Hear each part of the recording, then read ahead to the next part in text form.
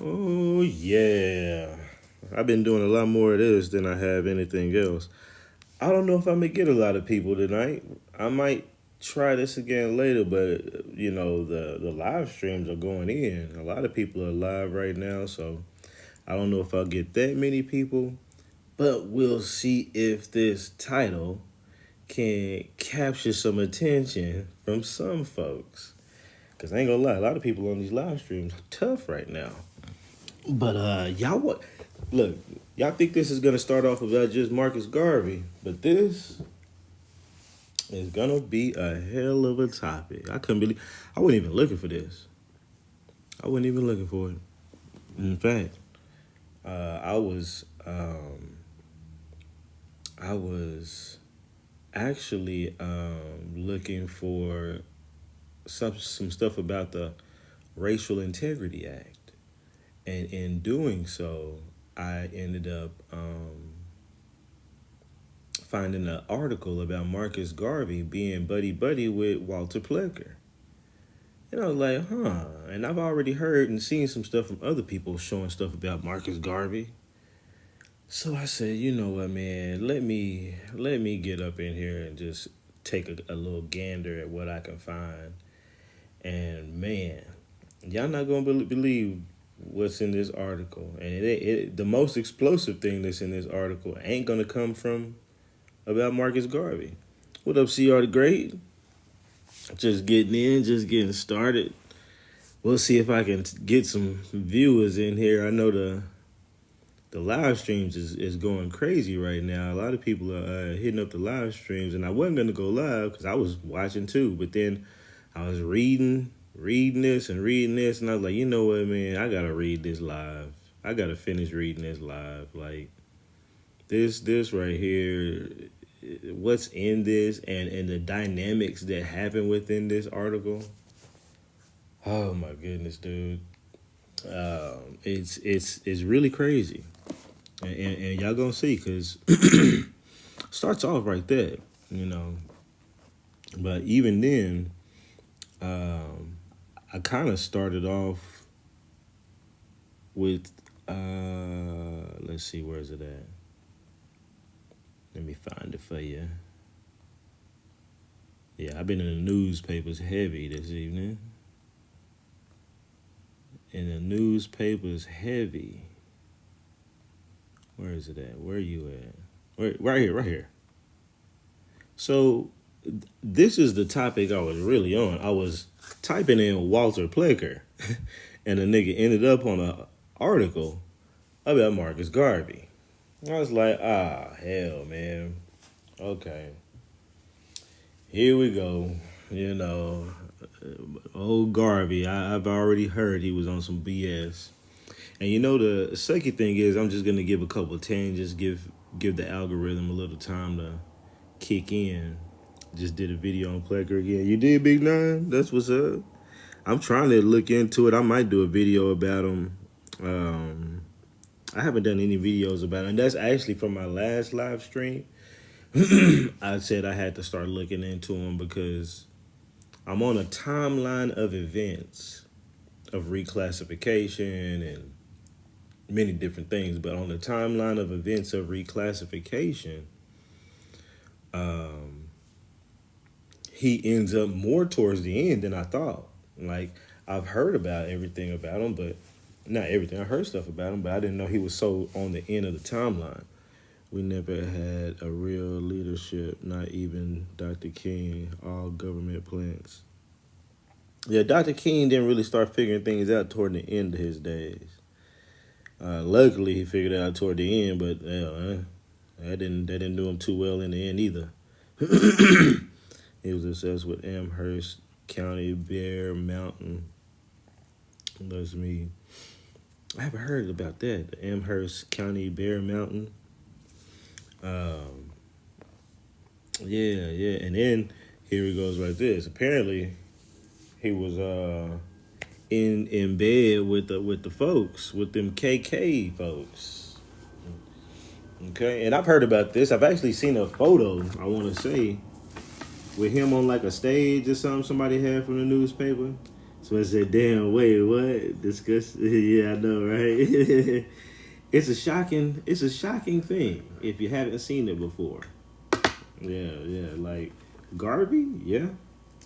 And when we read in this document, when we read in this newspaper, we're gonna find our people defending our people. We're gonna find our people defending black people being from America only. Ah, what do I mean by that? Yeah, we gonna talk. We gonna go down. In fact, I want to just skip to that part, and I'm gonna skip to that part, and then that'll give the time for the thing to come in, and then we'll get to reading a little bit further. But like, I was reading some of this and reading some of that, right? And then I got to here. I think it's here. Let me make sure. Yeah. So that was that cites history of the blacks, but this is also somebody else that resents Garvey's slur. And I was like, oh, somebody who resents his slur. Now we're gonna read this. Let me move that right there. We're gonna read this. You can read it with me.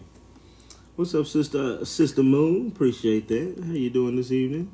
Appreciate y'all coming in, man. I know it's a lot of live streams on, man, and y'all chose your boy, so I appreciate that. You didn't have to choose your boy, but you chose me, and I appreciate that. I'm gonna try to game you up as much as I can, make it interesting for you, make it worth your time. That's for sure. Especially with this article. So for those just coming in, let me just kind of throw this article back up while I roll my rolls, and then we're gonna get going. What's up, Shonda? Thanks for coming in. What's up, Melanin Empress? Thanks for coming in. Get my herb ritual on. Yes, ma'am. Thanks for the information, always. And thanks for coming in and getting the information. Y'all motivate me to go even harder. Like, I already wanted to go deep in history and learn stuff and stuff like that, man. But y'all do motivate me to dive even deeper and longer and harder on this thing. That's what she said. And that's what that's what I'm here for. Yeah. So as y'all get yourself going, as you can see the title, say hell yeah, keep going. Appreciate that. Hey yo, Dad. Yeah. We in this thing. So as y'all get your roll up, rolled, your smoked, your dinner ate, your time chilled, whatever you got going on, I'm going to go ahead and get started on part of this article. Now, mind you, Garvey is looked at as an immigrant because he is. Although I do love my people here in the Americas, no matter what part of the Americas you're in, you are American Indian, in my opinion, unless you done came over from Africa. But although I love my folks, there are some people who, everywhere, whether it be in any side, whether it be from immigrant side, or from our side mainland, from South America, whatever. There's people that get used and their views are skewed. And Marcus Garvey was one of those folks. Now we're gonna find in this thing, y'all. It's really talking about. You gonna hear our same arguments today. We Indian. We been here. This motherfucking immigrant don't know shit about what's going on here. And then you gonna hear his response and he gonna sound like a fucking moron. What you mean? You ain't nothing but some African. You where the money at? Where to go? I mean, when I'm telling you, that's why I went live. I was like, man, I gotta read this. I gotta read the rest of this live. I read this area and I read part of this area and I stopped and I was like, man, I gotta read the rest of this live because I gotta go all the way down here. And in fact, a lot of this is all about Garvey and this whole Garvey situation. And so you gonna hear and look, has given me strength to continue the fight that our ancestors was really fighting. Okay? And this 1922 newspapers. Where's the year on there? I'm going to newspapers.com, but this is what is it doing, man? It's tripping. I don't know what do that. But it's 1922. 1922 is a newspaper. Is the time frame. So let's read it. I'm kind of keeping y'all on the string here, pulling y'all on the string. All right. It says, by George W. Harris, there has been nothing done by one of their race since their emancipation. Hold on, is this the one? Garvey misrepresents not only the attitude of yeah. This is adopted. Hold on, wait a minute. 50% traitors. Garvey's a foreigner, does not know that the Ku Klux Klan. Okay, yeah. And then here's where the good shit happens. The explorations. Okay, I was making sure I was on the right thing. Okay. So this dude says, hey, there has been nothing done by one of their race since the emancipation that has angered and alarmed Negro citizens more deeply than the recent effort of Marcus Garvey, an alien and a native of Jamaica, BWI, to form an alliance with the Ku Klux Klan. So hey, this dude, like, there's nothing more worse than that's pissed everybody off at this time that's black, a Negro, than to see this dude Marcus Garvey get in good with the Ku Klux Klan. Okay. And they come down here. It says Garvey misrepresents not only the attitude of the native colored Americans, but 75% of the foreign-born when he surrenders to the imperial wizard of this bloody and bigoted band of outlaws. There is no objection to Garvey and his followers choosing Africa as their adopted home. Look, y'all want to go to Africa? Go to Africa, goddammit. Okay? That's what he's saying. I said, oh, okay, this is getting good. He was like, look, y'all over here misrepresenting the Americans that are native born and the 75% of the people who ain't even from here that are black. That's what he's saying right here. So that's even more so crazy. He's like, well, you misrepresenting both the foreign born and the ones that's been here. But I didn't think too much about it at first. And he was like, he says right here, if y'all want to go to Africa, go to Africa. You know what I'm saying? And adopt it as your home. He said, but there is no objection to his pandering to the prejudices of bigots and traitors opposed to their principles of the republic. He would sell the birthright of 15 million native-born loyal Americans. Okay? He said he trying to sell your birthright. Spend this time on a job interview, player. You told me to spend this time on a job interview? Sir, I have 2 businesses in Dallas. Yeah. You're still talking about job interviews. I give job interviews. I hire people. Yeah, I don't know what you're talking about. Yeah. You want to try that again? You want to try that again, Mr. Derek? Spend this time on a job interview? Is that what you do? Or are you giving yourself some advice? Are you giving yourself some advice, sir? Because I'm a boss. Yeah. You want me to pull up my business? Nah, I don't want to do that. You might do something like do a bad review or something because you're white and mad. You got to sit there and later on have to go to the bathroom and pull out that 2-inch and be mad than a motherfucker at yourself. Yeah, you got to look at reality. You come in here with all that 2-inch energy. Yeah, I understand. The world looks really bad when you got it like that. You know what I'm saying? I don't even understand. I used to think, y'all ever think about it? Like, what would you do if you had 2 inches only? Like, how bad of a life outlook would you have as a male? You know what I'm saying? I think that's where some of your what do you call them? Your non-binary folks come from. Because, I mean, it's already damn near inverted. You know what I'm saying? It's already almost going backwards. So, I mean, you might as well let her, you know what I'm saying? They might as well go on down the bias curious road. You know? But when you hung, you ain't even think about that. No, you trying to find something deep to get into and on a woman. Let me throw that in there. Because I know y'all biased like that. You know what I'm saying? But That's an exit. That's an exit, sir. We're looking for entrances. Okay, entrances only. Unless she's freaky. Okay, unless she's freaky. Okay. Anyway, all right. Let me get off that. Come here talking about a job application. I mean, a job interview. No shade to anybody that does job interviews. No shade about people that got jobs either. But don't bring your dumb ass on here saying some stupid shit like that to me, nigga. Saying some shit like that to me as if I ain't got nothing I do with my life. No, that's why you on here mad and trolling. See, I not only can handle dealing with both of my businesses, but then I can research all this shit every single day and get on my TikTok every day and tell my folks about it every day and cuss y'all out and laugh at y'all every day. And where is he at now? You know, y'all know how it goes on my live stream. They type, they hear what I start saying, and they leave. Look, hey, y'all, I don't know if y'all know, but I can't find Mr. Wanagi no more.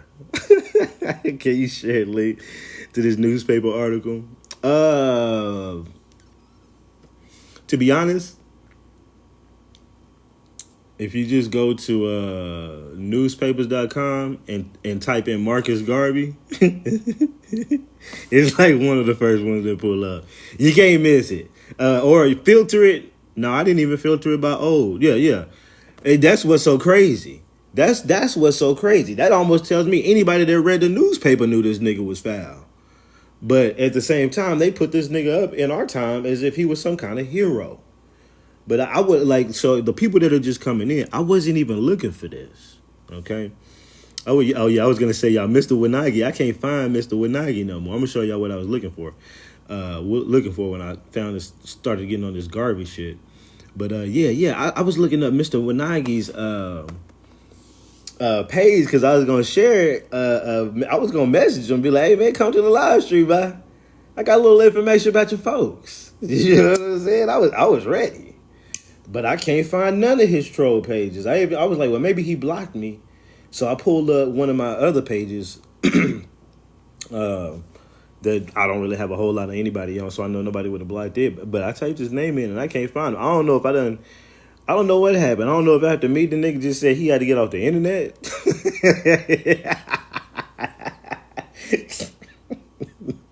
I don't know what happened to that nigga, man. Or somebody in the tribe got in his ass. You know that nigga looking up too much shit. You keep fucking with these folks. These niggas pulling up census records and shit. Get out. I don't know what happened to Mr. Wanagi, man, but hey, people know what happened when they come up in here. So, okay, I was looking up stuff about Walter Plecker. I told y'all yesterday. What's up, Monet? What's up, everybody coming up in here? I think Bridget might have came up in here. Everybody did come up in here. I appreciate you. There's many live streams going hard right now, so I appreciate you being up in here. So I was looking up about Walter Plecker and the Racial Integrity Act, and we can go into that after I go into this Garvey shit, to be honest. But here's stuff about the Racial Integrity Act, okay? And I'm really trying to drill down how I feel about it based upon what I'm reading. But in the interim, I found that whole thing, about Walter Plecker and Marcus Garvey together. You know what I'm saying? So I'm just like, dude, what in the hell? So I already knew, Garvey was on some bullshit. We have to question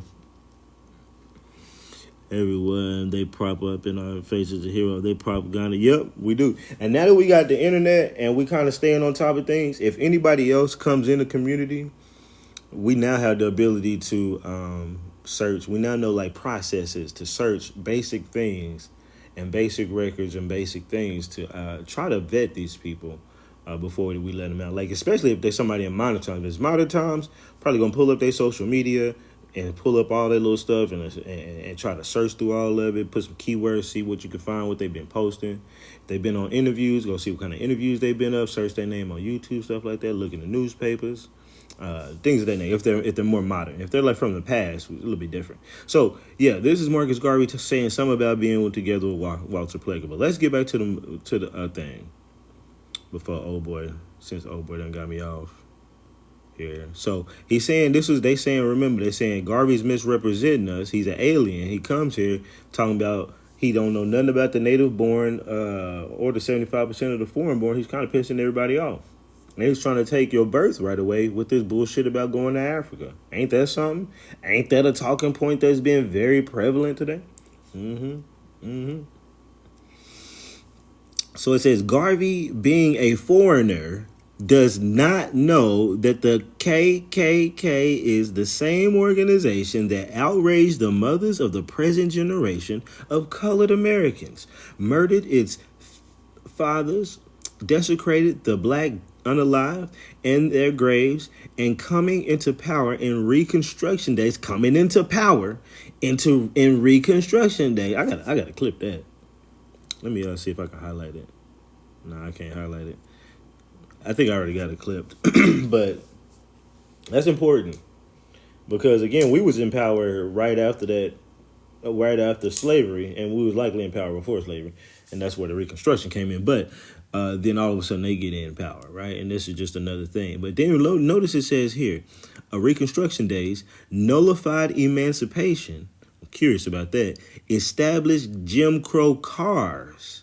So now I'm wondering, was Jim Crow just like a taxi cab, like cars, or what was really Jim Crow? I'm gonna have to look up Jim Crow a little bit. Actually, I gotta look it up. I mean, it's in line with my whole timeline in a sense. It's really not about slavery or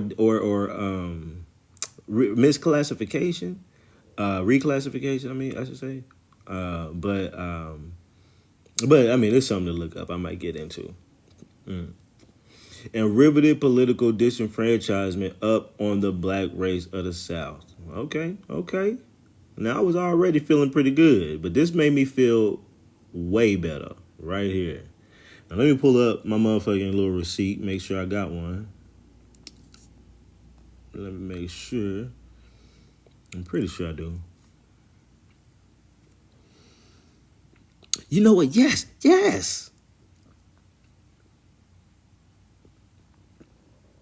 Hold on, y'all. Hold on.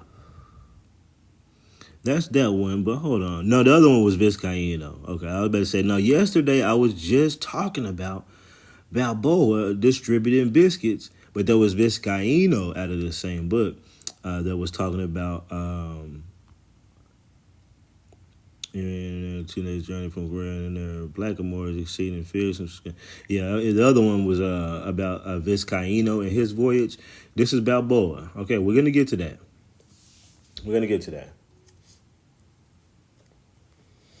So this is somebody else saying, hey, or maybe the same person, I'm not sure. He said they resent Garvey's slur. When Garvey says this is not the colored citizens' country, in the same sense that it is the country of every other loyal American, black or white, he knows nothing of the history or of the race in this country. He does not know that black men played a vital part of the explorations and settlement of this continent. That there were 40 black men with Balboa when he discovered the Pacific Ocean West Coast, and that Balboa found a tribe of black men then living on the shores of South America.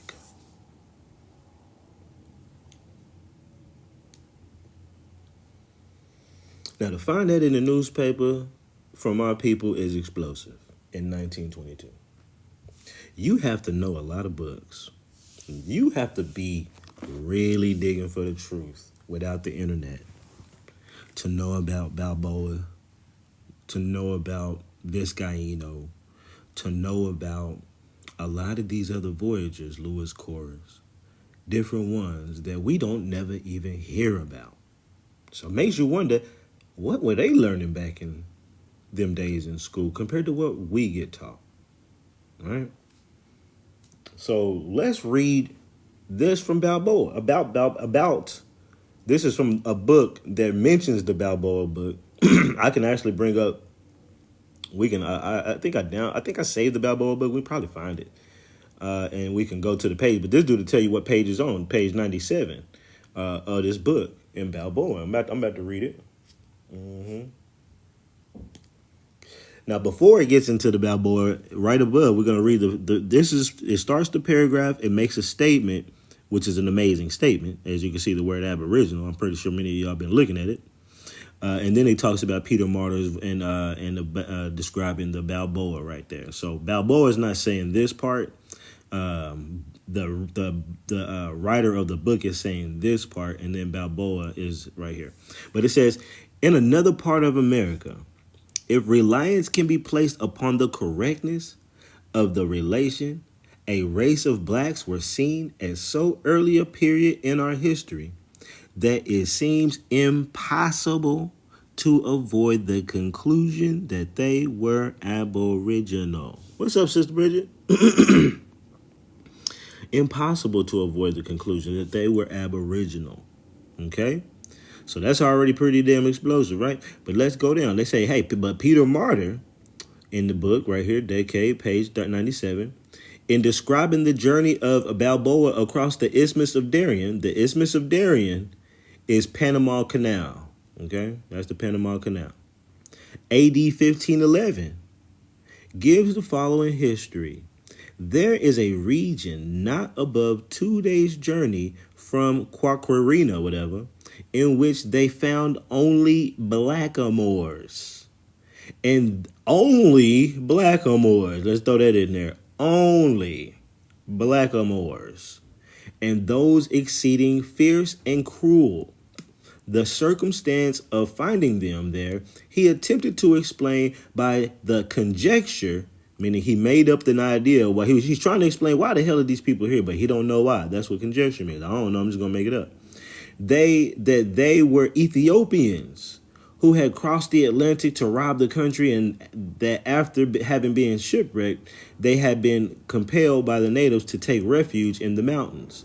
Now, on the next page, it says, but they find that to be false because it's basically impossible to think that some black people would have came there, been shipwrecked, a few black men, and all of a sudden they done took out all the people in the place with their blood, and now everybody done turned black.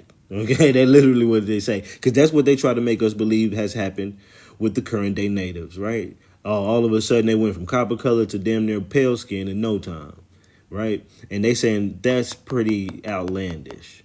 But either way, they're quoting Balboa saying we were here well before Columbus. That's what's so crazy about this already. Okay.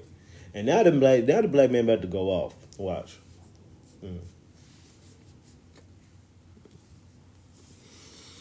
Said facts, but they're recessive, so it makes no sense.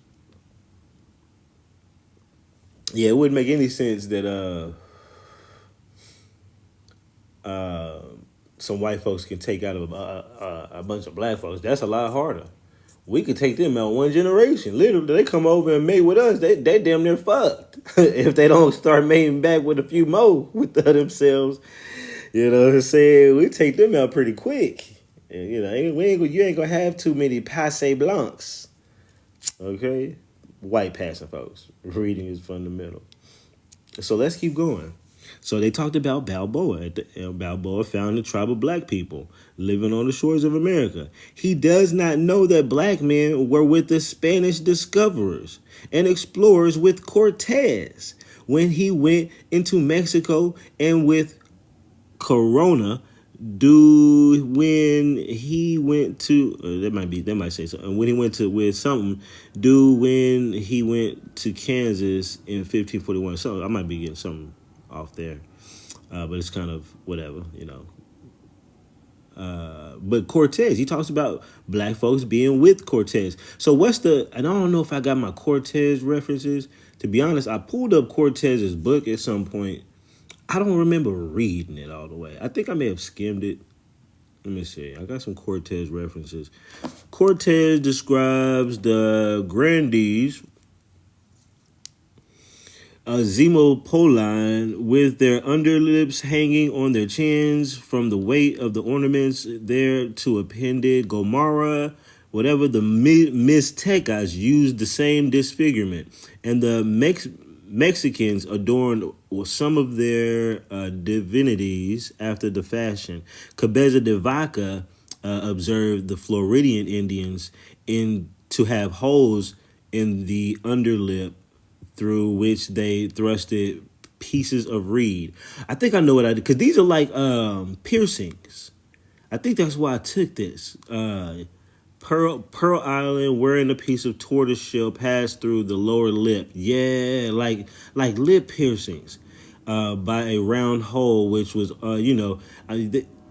I don't think that they were like crazy big, but I think I saved this because I was like, man, that's kind of like how our women do lip piercings today. You know, we love piercings. I mean, some a lot of y'all. Me, I'm not big on it, but a lot of y'all are. And I say I'm not big on it as far as on me. I don't mind it on the women. Y'all can have all kind of piercings. Shit sexy. But I have met with no instances of any other Americans or whatever. That's one of my Cortez references. Cortez he had been for 4 years in Spain, and he had acquired a knowledge of Mexican language. He must therefore have known the real use of those paintings and those paintings and what the motive could be in saying that they had no signification nor meaning. It would be difficult to explain. Rigid orders were given shortly afterwards to the bishop and clergy of New Spain to cause them all to be burnt. I know why I did this. I'm going to say Spain passed some extraordinary laws prohibiting lawyers, surgeons, literati, Jews, heretics, and their descendants to the third generations of persons suspected by the Inquisition and foreigners of all sorts who had not received a license at Seville from passing over to America. So this is talking about the Council of the Indies, who basically were like the governing body for anybody to go back and forth to the Americas. They censored anything that came back and forth from there. You couldn't write any books. You couldn't do all kind of shit. So this talks about Cortez. When Cortez went over there, he had some paintings that he was brought back to him. And those paintings, when he got back, were ordered to be burned. So think about that. Okay? They're burning paintings in Mexico from the black people. And we just saw that they said Cortez had black folks with him too, though. So think about that. The black folks that came with Cortez was even trying to get rid of your history. Even they was trying to get rid of your history. Or at least the Council of the Indies. Cortez brought it back, so maybe not. Since Cortez brought it back, he may not have been trying to get rid of it. I don't want to put that on him. The Council of the Indies ordered it to be burnt. So the fact that Cortez brought it back, if he may have brought it back, either stole it just to be stealing it, or he may have brought it back just to show people, hey, look what we found. I'm not 100% sure on that, but either way, it was ordered to be burned. And then also, you got to get a license if you want to go to that there Americas. All right, so I'm just showing you a couple of Cortez references real quick. Let's see. And the Gomara, who was chaplain to Cortez and dedicated his history of the conquest of Mexico to Don Martin Cortez, his son, and therefore had the best means of information. And Bernal Diaz and the other Spanish writers also, who are acknowledged to be men of the greatest learning and research, such as were Garcia and Torquemada, who had themselves visited America. I know about Torquemada. I think they're talking about, I'm trying to think of the Garcia they're talking about. I think I know who they're talking about, but okay. Who themselves visited America, have all declared that various Indian nations use circumcision. Okay? That's probably why I actually say that. Because they say these people are like the JEWs. And that's a JEW practice. And it says here, on the other hand, many European literati and scholars who wrote in the succeeding age, who were not Spaniards, who never visited America, who were little conversant with Spanish authors, whose studies were chiefly confined to classical literature, and whose fears were excited by the progress of the Reformation and by everything calculated to provoke fresh topics of religious sorry, y'all. a religious controversy, vehemently denied that such was the fact. They argued as if they thought it derogatory to the honor of God to make the admission for not being able to derive the American circumcision, like the Coloquian, the Egyptian, and the Phoenician, blah, blah, blah. So think about this. Again, more of that censorship. They're saying, hey, these Spaniards that came here, all these Spaniards came here and said, man, these people do circumcision. But they said, but on the other hand, these European literati people who were scholars or whatever, right, in a later succeeding age, they were not Spaniards. And they never even talked to Spaniards, nor had they visited America, but they will sit here and tell you, no, they didn't do that. There was no circumcision going on. That's what you got to read. That's how I read it. That's how it reads. Then you sit there and think, man, why are you trying to cover that up? Why are you trying to? Why? It also shows the corruption of these people were erasing our history before they even came here and fully erased the history. As people were coming back and forth, they were getting rid of things, altering things, whatever the case may be. So they had this process almost down packed before they even came. Okay. We about to get back to the document, but I wanted to. I was curious. I couldn't even remember what all things I had saved about Cortez. Like, look, I got to read this one. This is about the Council of the Indies, who I've been talking about. It says, at this distance of time, when the state of the world is so different from what it was in the 16th century, in the 1500s, when the state of the world is so different than it was in the 1500s, it may be not readily conceived how easy it was for the Council of the Indies, through the power vested in it, of permitting or prohibiting the general circulation of all writings relative to America. It says, to keep the rest of Europe in a state of darkness respecting the history of the continent for 3 centuries, for 300 years. Those who successfully composed that council exercised their function as censors. They were censoring things for 300 years about America to Europe. Okay? That's what it's saying. They were censoring. You had a body of people who were charged, and they successfully censored everything to Europe about what was going on in America for 300 years. Now you'd be like, what? Now it's like, okay, they coming over, and later on they don't know. It's the new world to them, right? You talking about Ellis Island people coming over. They don't know what the hell going on. Okay? If powerful patronage or inadvertence on their part suffered in the first instance any obnoxious work to appear in print, it was sure to be recalled. So basically what they're saying there is, if you brought back and wrote something about America and it somehow was able to still get published and it shouldn't have, they're gonna recall it. Bring them books back. Yeah. We went to the bookstore and saw your book. We're going to need all those. That's some bullshit. Thus, The History of the Indies by Gomara, dedicated to Charles V and the Conquest of Mexico, by the same author, dedicated to Don Martin Cortez, son of the celebrated conqueror, became prohibited books. Okay, soon after their publication, but there were other works against which a silent war was waged in Spain. So here we got Council of the Indies censoring, recalling Cortez's book, which some people don't know. That's why when you look at some of Cortez's books, you're going to see multiple versions. You got to find out which is the right version, which is the one they recalled that has the original shit, and which one is not the one that they try to come up with later. So let's jump back over here. My bad. Getting all extra deep. Okay.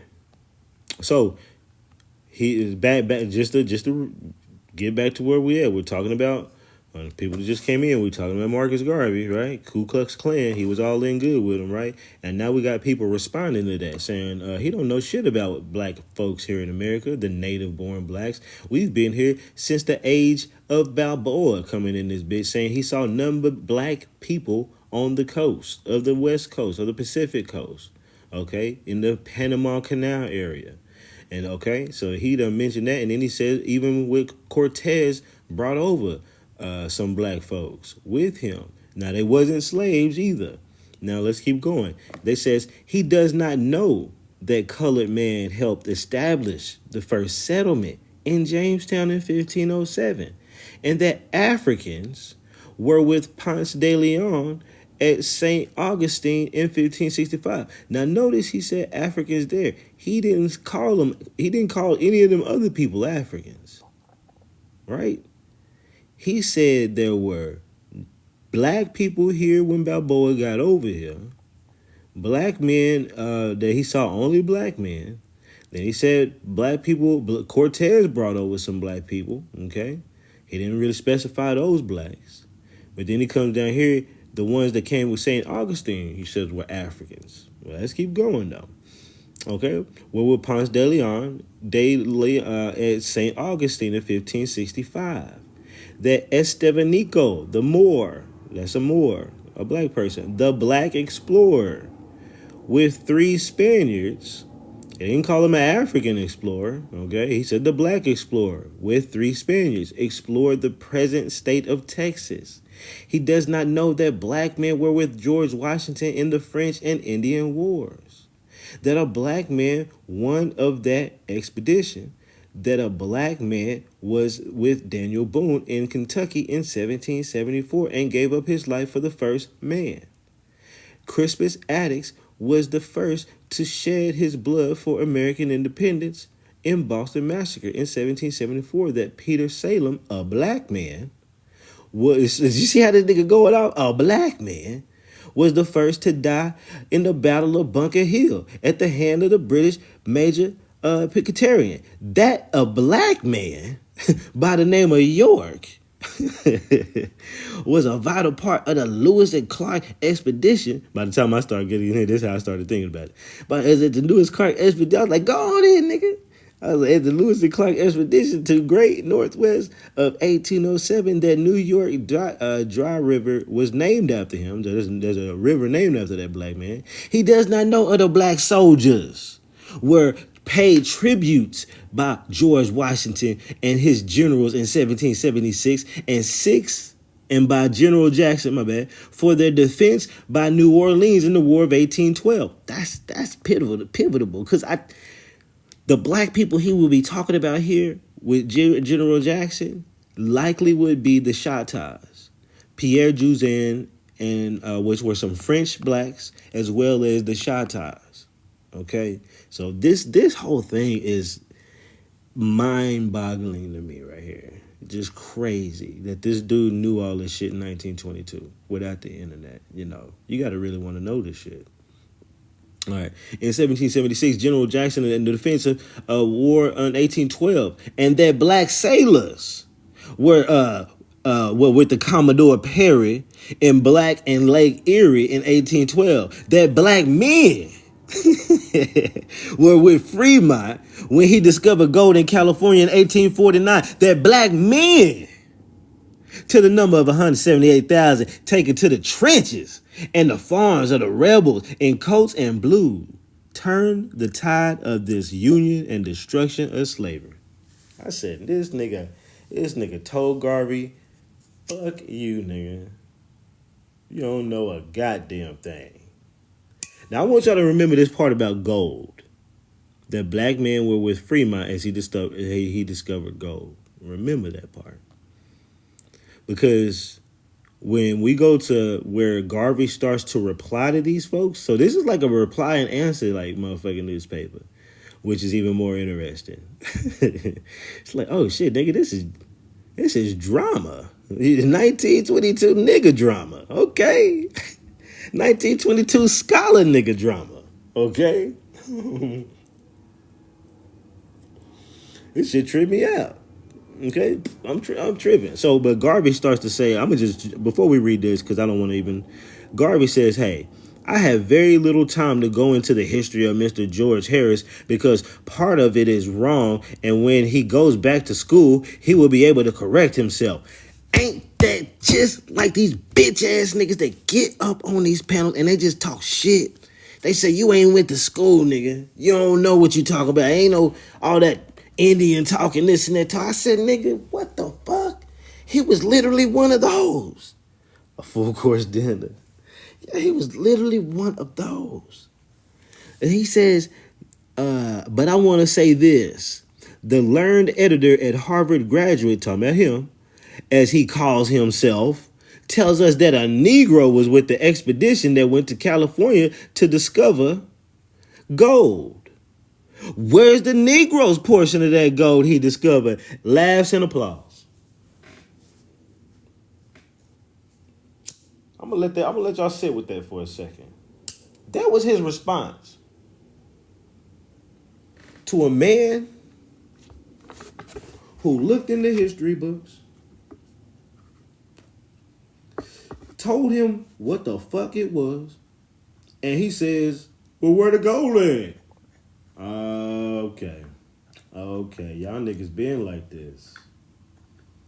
That means we gotta go hard on you bitch ass niggas. We gotta make sure this is the last generation you hoe ass niggas do this.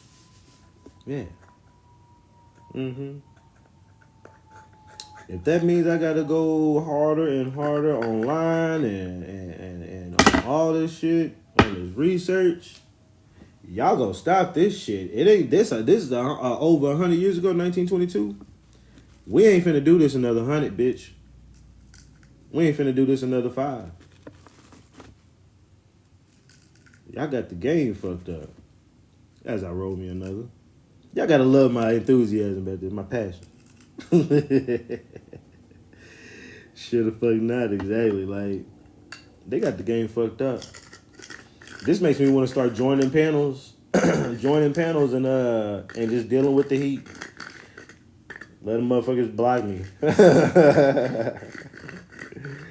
But I ain't got to do that. I got to inform my people more so than I got to fight them. I probably still might fight them niggas though on some of these panels. Cause this is ridiculous.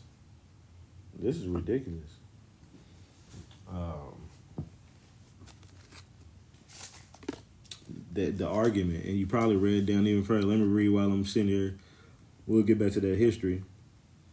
It says, the learned scholar tells us that a Negro was with everybody, but does he not tell who the Negro was with? Who was with the Negro? Okay, literally, nigga. Now that made me want to throw my goddamn iPad. I was like, this bitch ass nigga. I can't believe I actually, at some point in my early 20s, was thinking Garvey was okay. I didn't know too much about him. I was just like, oh, he's just trying to say that we need to work a little harder. Looking at it now, he's like, shit. Nigga wrote my ass in. He was loud and slow, man. Super slow. He said the learned scholar tells us that the Negro was with everybody. But does he tell us who was with the Negro? Do you know what it means to be with a man? What? Is he trying to say he gay? Is that a gay? I don't even know. I don't even know how to take that right there. But he says, do you not know what it means to be with a man? It is quite different than being with a man or having that man to be with you. What? If I employ you to do some work for me, after you have performed that work, I discharge or dismiss you, and I am no longer obligated to you. The great graduate of Harvard, the great alderman, as he calls himself, tells us in nearly every instance that the Negro was with Columbus and Balboa. The Negro was with this or that person, but he fails to prove to us where the Negro established his claim, what's that say? Claim co-equal with that other fellow when he established his claim. Man, dude, this ain't no different, y'all. to how these niggas be doing this, man. We're gonna sidebar. We're gonna go down here and read this last part about the site history of the blacks. I just wanted to make sure you get that gold reference. Because I'll probably get too far off, and I might, I didn't know if I was going to get too far off in the weeds, and we forget that and have to connect that with what Garvey's saying down there, being a bitch ass nigga. Okay, but okay, man, I'm gonna have to do a Garvey motherfucking thing. Cites history of the blacks. He does not know that black Americans played a vital role in the American history from its prehistoric beginnings down to the planting of the stars and stripes at the North Pole by Commander Perry with his black companion Matt Henson by his side in 1909. Did they just say from America's prehistoric beginnings? We've been here. In the newspapers. What's up, Indian all year? This got to be stuff. Y'all should be screenshotting this and making little videos about this right here if you do content, you know. Or slapping people in the face with the facts when you hit a live stream or something, you know. But yeah, he does not know about the black Americans. Notice he didn't say Africans.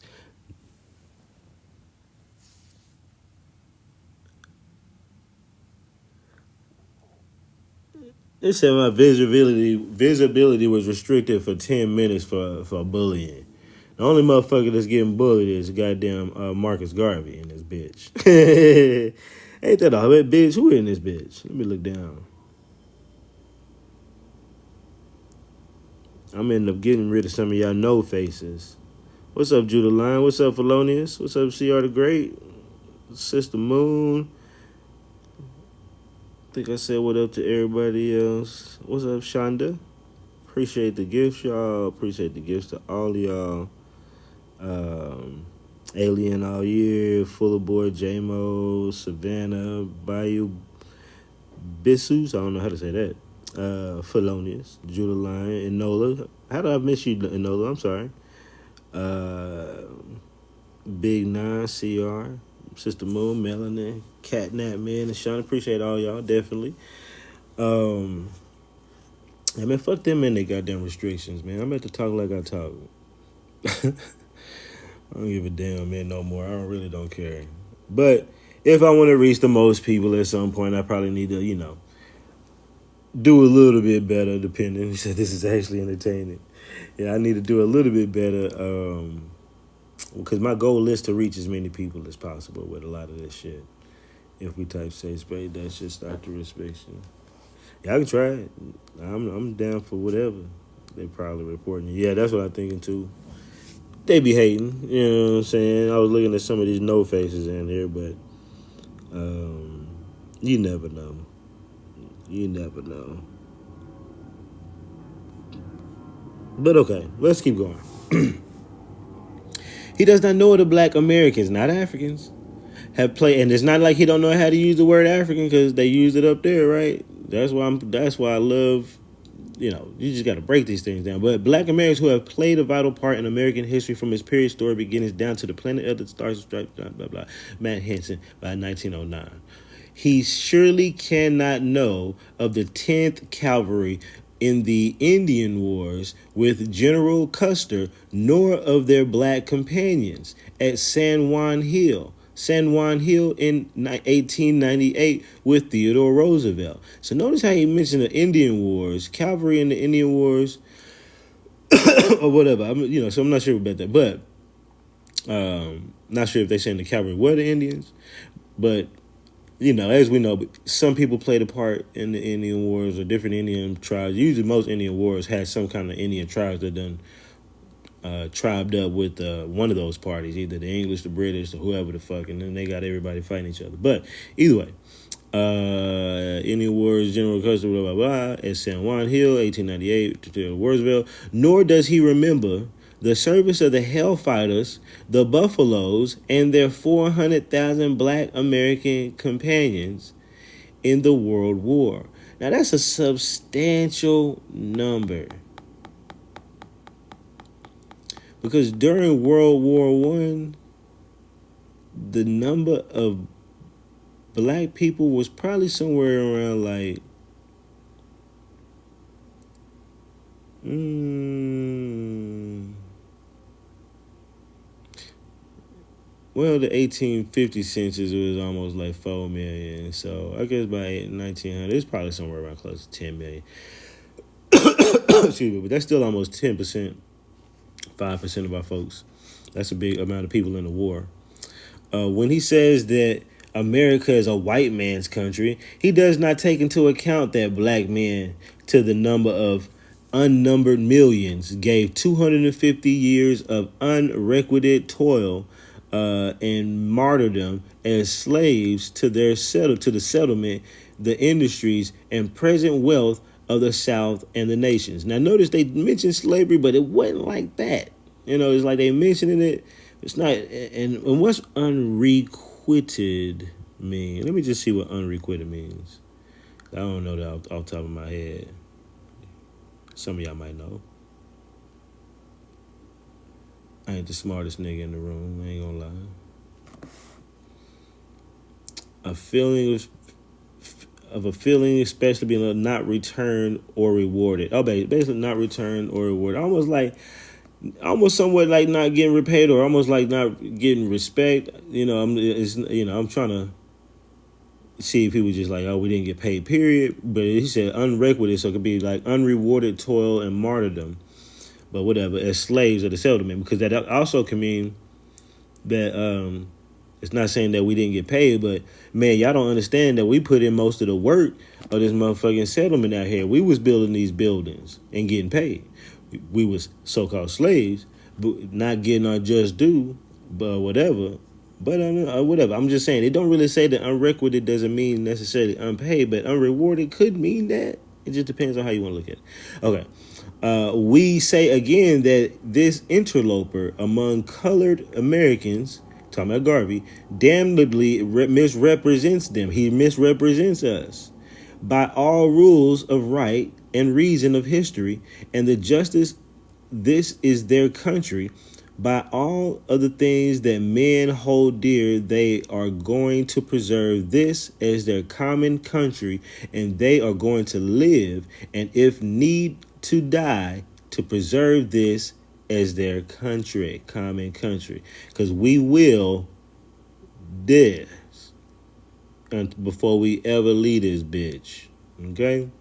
And I've said that many times on live streams and panels. Like, people be like, oh, what would you expect us to do if it says I got 2 restrictions? This Your Live stream contains themes that some may find uncomfortable. Well, get your bitch ass out. Maybe because I said KKK. But get your bitch ass out then. Okay, hold on.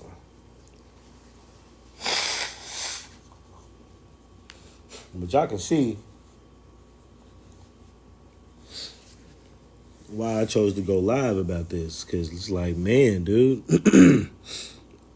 In this one article, you got black people in 1922 going against an immigrant who comes to this country who doesn't know shit about it. And you got black folks who are so scholared up that they know even the deep history that we've been on this goddamn continent before everybody else and argued all of those facts. And then you got a whack-ass Garvey with a whack-ass response.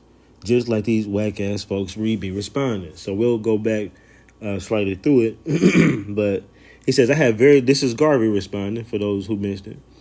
I have very little time to go into the history of Mr. George because part of it is wrong. And when he goes back to school, he will be able to correct himself. But I want to say this. The learned editor and Harvard graduate, as he calls himself, tells us that the Negro was with the expedition that went to California to discover gold. Where is the Negro's portion of that gold where it was discovered? Ha, ha, ha, ha. Claps and applause. Ain't that crazy? And that means he was talking to white folks when he said this, and they would laugh and applaud at that line. The learned scholar tells us that the Negro was with everybody, but does not tell us who was with the Negro. Do you know what it means to be with a man? It is quite a different thing being with a man or having that man to be with you. If I implore you to do some work for me, after you have performed that work, I discharge or dismiss you, and I am no longer obligated to you. The great graduate of Harvard, the great alderman, as he calls himself, tells us in nearly every instance that the Negro was with Columbus and the Balboa. The Negro was with this or that person. But he fails to prove to us where the Negro establishes his claim, so equal with the other fellow when he established his claim. Almost saying, even though he's ignoring the fact that he said that when he came with Balboa, he's saying that Balboa saw black people. He's trying to say, you trying to say that you was with the white man and you was here. Well, what if the white man can say he was here just like you? Y'all came about the same time. No, you idiot, nigga. He said Balboa saw us here too. And they said we was here since prehistoric ages. You whack. See? Okay, let's go. It says, now if two individuals go out in conquest on equal terms, whatsoever is conquered is divided equally at that time by the conqueror. See how he's trying to go with it? He basically saying, so if you went with the blacks and the whites and came with some blacks, then basically y'all did it together. If Negroes came with Columbus, then it was the Negroes' right at the time when Columbus planted his flag for the monarch of Spain to have planted his flag. Wow. For the monarchy that he represented. And they applause. Wow. If this great Harvard graduate will go back to history, he will find that no auxiliary of war ever shared equal rights with those for whom he served except by the generosity of those whom they served. If I implore you as an auxiliary of war to fight my war, if I employ you as an auxiliary of war to fight my war, he's basically trying to say, because again, they're trying to say any black folks coming over with any of these white folks must have been in some kind of servitude to those folks. And that has always been what everybody says. And it is not the case.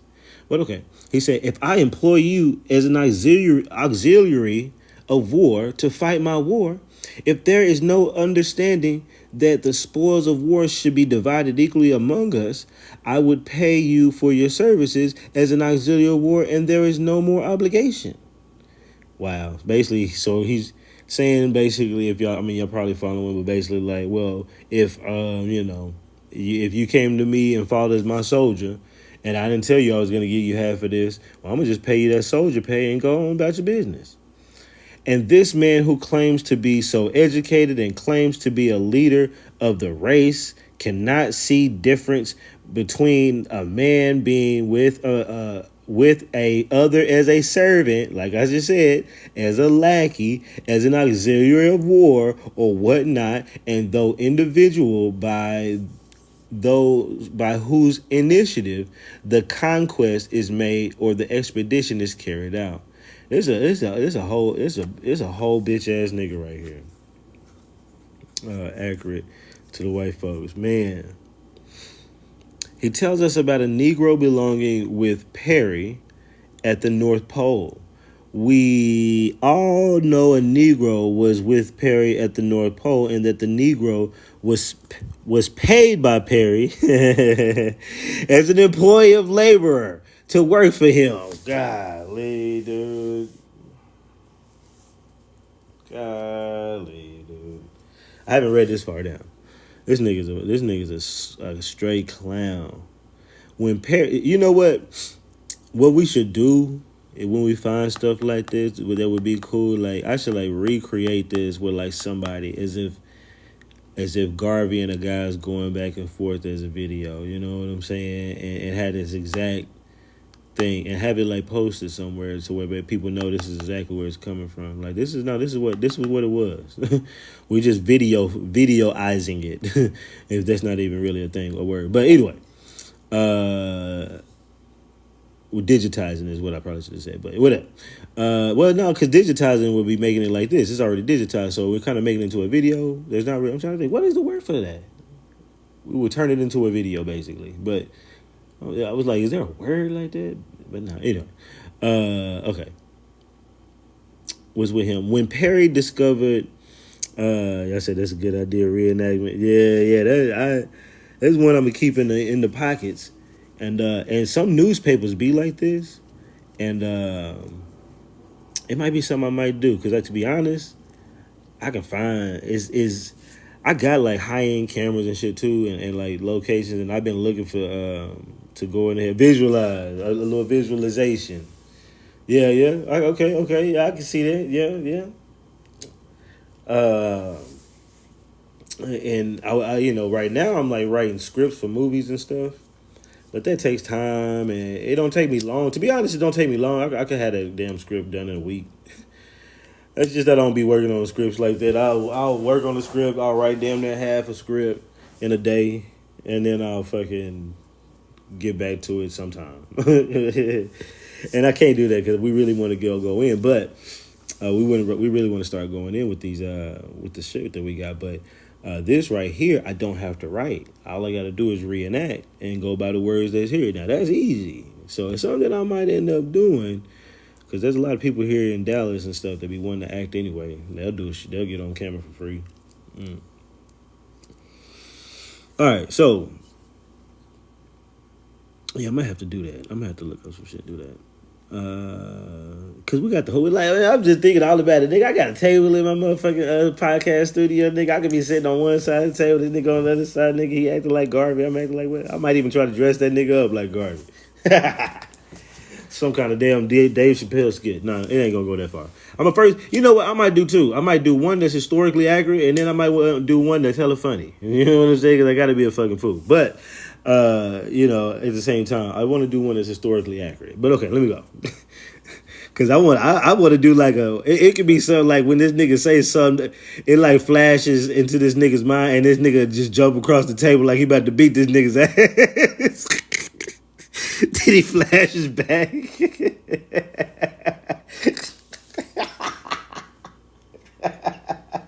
Soon as that nigga said where to go, that nigga love across that motherfucking table.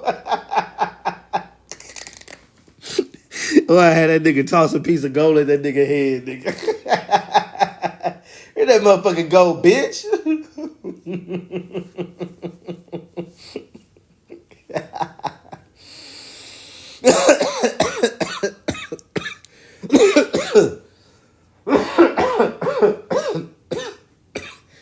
Sorry, y'all. That's what y'all laughing like a motherfucker. Yeah, I've had the same cut. And then mess around to be a whole other person interviewing.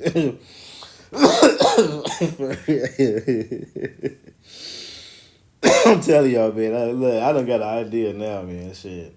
If I ain't got to write the script, oh, that's easy. And I can throw in the funny. Nigga.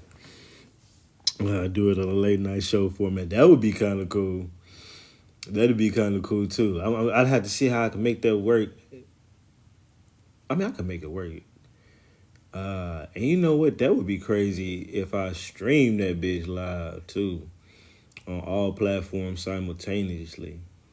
That bitch would actually go hard. But okay, all right, we gonna throw that in there. That's something y'all might see in the future. Okay. Yeah, that ain't hard. And this might be the first one. Okay, so let's see. If the Negro had shared in the expenses and shared in everything for the discovery of the North Pole, then he would have had an equal right in the discovery of the North Pole. And similarly, in the discovery of America, if the Negro who was with Columbus at Harris makes us believe he paid part of the expenses of the expedition, if he had shared equally with Columbus the cost of the expedition, if they had entered into a partnership for the discovery of the New World, when the New World was discovered, then the Negro would have laid as much claim to the discovery of America as Christopher Columbus did. So think about this. He's not refuting the idea that black folks was with these folks. All he's trying to say is they didn't have no kind of agreement. Now think about this. This is similar and exactly. This is very much like how they do us today. That's probably what my side be hurting. How they do us today. Mm. Here eventually, I'm gonna start getting back on my computer and streaming from my damn real setup. Even if it's early in the morning, I guess like if it's like early in the morning, I ain't gotta get like dressed up. I could probably just get in front of the camera and like. I mean, you know what? I can still throw a nice shirt on. It ain't hard to throw a nice shirt on. But y'all know I like to get up early in the morning, and sometimes I might just get up on the motherfucking live stream. But I might start getting in front of my camera, my real camera and shit, and get my face on there and all this other shit. Um, but yeah, okay. But yeah, also my bad. I was like, what was I saying? So he does what people do today is they bring up things that they just make up conjecture to derail your argument. Like basically, he's like, how do you if the black man that was with Columbus was with him, how come he didn't have an agreement? How do you know he didn't have an agreement? How do you know the agreement didn't get over whatever, he didn't get swindled or whatever. What I'm getting at is he didn't read this anywhere. He didn't read in Christopher Columbus's diary or whatever journal, and that it said, hey, this nigga didn't make no agreement with me, so this nigga gets nothing. He didn't read none of that. These people would just come up with shit just to derail you, and then now you got to debunk the bullshit they just said, which was some bullshit. And that's really what I'm kind of getting at with that. Mm. That's exactly what people do today. He says, I'm not saying that these things are of my own opinion. Yes, they are, nigga. You just come up with them out of your ass. But anyways, I am saying these things because they are facts. Just claim them. Ain't that what they do today? Just call it a fact. Don't show no proof. Now, old boy, even though you can't show proof, old boy show his proof by mentioning so many dates and locations and people and references that it was just kind of uncanny. This nigga just said a bunch of random, responding to his shit, and just called it a fact. Okay. And that the white man looks at facts and nothing else. You cannot run this world by sentiment. It is all well for you to say a Negro discovered America. It is all very well for you to say, for you and I to say a Negro fired the first shot at Bunker Hill, that Negro blood was the first shed at Bunker Hill, but was it the Negro on his own volition who instigated the War of Independence? Wow. Was it the Negro account that the War for Independence was initiated? The Negro was only a secondary consideration in the great ideal of white men to be free themselves from Great Britain. Wow. Wow, wow, wow. Okay. This dude was horrible. This dude was horrible. He just basically shitted on your ancestors' blood being spilled. Yeah, they all gotta go. Yeah, said disingenuous arguments to undermine someone else's stand. Yeah, that's what they be doing. These motherfucking this dude's one of the worst. And he was kicking it with the KKK. Think about that. That's the top of this motherfucking article. Insane, dude. Insane. I was trying to see if that thing was still showing restricted. Live is one of them went away, but the other one is still there. It is what it is. Whatever. Men become possessors of the land by conquest or negotiation.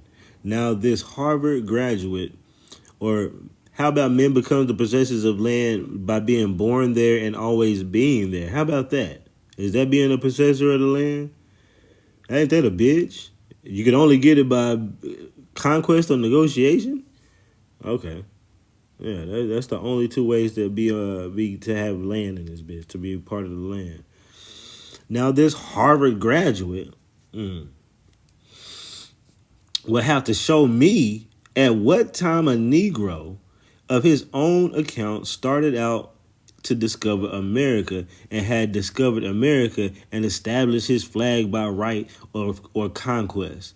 When he can prove that to me, I will say to him, America is the black man's country and not the white man's country. But he will have to go a long way proving to the 95 million white folks that such is the case. What Harris writes sound well in sentiment. I can write just as beautiful an article as he did to appeal to the sentiment and the emotion of the people. But we have been living on sentiment and emotion all the time. These so-called leaders of ours have fed us up with emotion and fed us up with flattery. And where do we find ourselves now in the 20th century? Being deprived of every right as men. Flattery has taken us nowhere.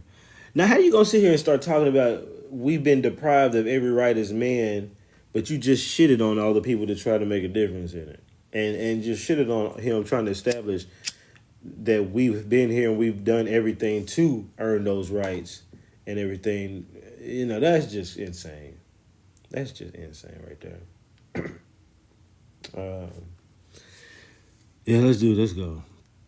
Writing these beautiful things about the past, as far as we are concerned, is not going to give us the consideration that we want now. If I knew that writing beautiful things would give us the consideration we want, then I would write pages and volumes of such beautiful things. But I know that after I have written pages and volumes of such beautiful things as George Harris wrote for flattery, they will be thrown into the waste paper basket. Ain't it crazy how I can be reading this like he would be saying it, a pretentious asshole, and will not help to solve the Negro question today. We all know about the discovery of America. We know all about the gold fields of California. We know all about the present condition of the Negroes. Can we solve our problem by what some other Negroes did 50 years, 100 years, 200 years, or 300 years ago? It is impossible for you to solve the problem that way. You have to solve your problem through the action of the present. You have to solve your problem by your maneuvers and by your ability to cope with the present day situation. What a bitch. What a bitch. Okay, let's see what else we got. Who's responding next? This could still be him. I don't know. It says problem must be solved by present condition. This is what the Universal Negro Improvement Association is. I think this is still Garvey. All right, let's see. Because that's his movement. The Universal Negro Improvement Association. Think about that shit. This nigga say he gonna come over here and improve niggas. Wow, boy. Wow. That's insane. Let me see what y'all saying. He basically saying get over. Yeah, he is. While at the same time trying to say that we go through a lot of shit because of this shit. General Seti needs to see this. Who's General Seti? I don't know. I want to say I've heard that before. Appreciate the gifts, y'all. Appreciate y'all being in here. Even though they got your boy restricted. I wonder if I can appeal it. No, they ain't gonna let me appeal it. Whatever. All right. That this is the universal, that is what the Universal Negro Improvement Association is endeavoring to do. But let me tell you this. It pays some men to keep an attitude like that. So long as Negroes are being lynched in the United States of America, you talking to the people who be doing the lynching. Come on, y'all. That's the article name. For those who didn't see it. He's defending his position with the Ku Klux Klan while sitting here talking about hangings. Okay. All right. Okay. So long as Negroes are being lynched in the United States of America, certain organizations will always find reasons to exist and reasons to pay a few fellow fat salaries, so that it is to their interest to do everything to perpetuate lynchings if they want to have those salaries continued. He's saying, wow, he's trying to say these people are paying people to, I don't know, man, like that's crazy. This nigga's crazy. I kind of get what he's saying, but I don't even want to make sense of it, man. It serves certain people to encourage the existence of the KKK and to encourage the barbarity of the case by aggravating the Klan, because it gives them something to write about every day so that they can sell their papers for 5 cents. Yeah, he's like basically saying there's like a middleman, hidden middleman that's paying, that's influencing the KKK while at the same time being able to make money off of it. You know what I'm saying? This is all bullshit. This is all what they be doing today, man.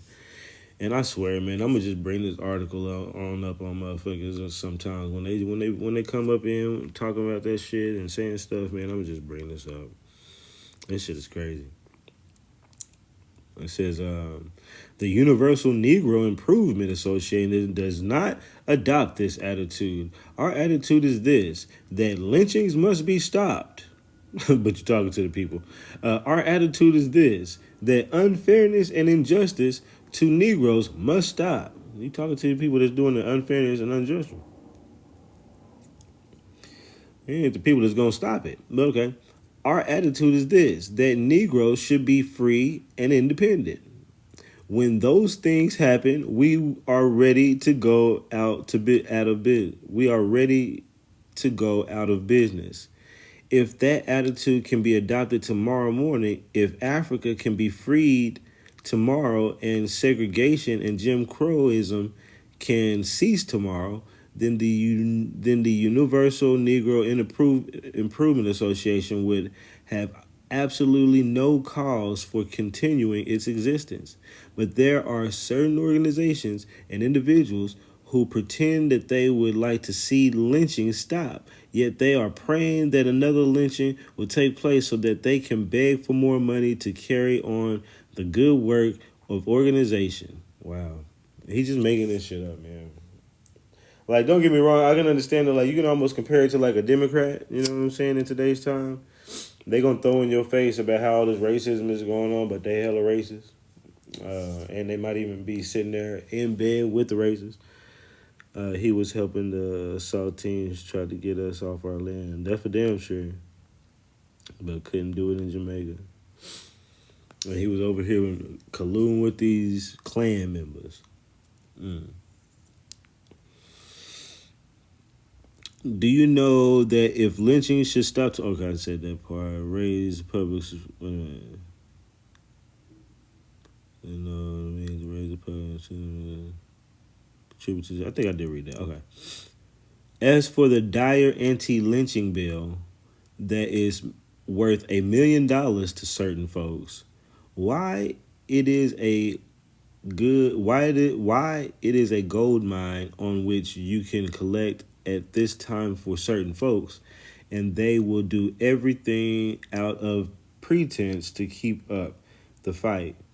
They say they want to pass the Dyer bill, but underneath they do not want the Dyer bill passed, because if it is passed, it will cut off the revenue they are depending on to carry them on for another few years. Notice he never mentions who they are. Okay, it's always, yeah, and then them folks is trying to, you know what I'm saying, they just want this to happen to you, and they are the ones that want to take this and take that from you, and they want to make it happen, but at the same time are supporting the other thing that they are doing. Nigga, who is they? Okay, let's keep going. Dire bill pass, or whatever. Let us analyze these things. Any man, any movement, any government that has great public issue or great public measures to handle. Issues and measures affect vitality and individual race or notion. Do not go about it in a way of advertising. They adopt an attitude of diplomacy. They try to put over that which they desire by diplomacy and not by public advertisement or public notoriety. That is to say, if eugenics, no, in England, I'm sorry, wants to get the better of France, the premier of England is not going to advertise in the newspapers of England or all the papers of France what he is going to do. Man, somebody said something like this. Actually, somebody was just, it was that, you know what? It was that voodoo chief on CEO's panel. I was listening. I'm telling you, man, synchronicity's been going crazy.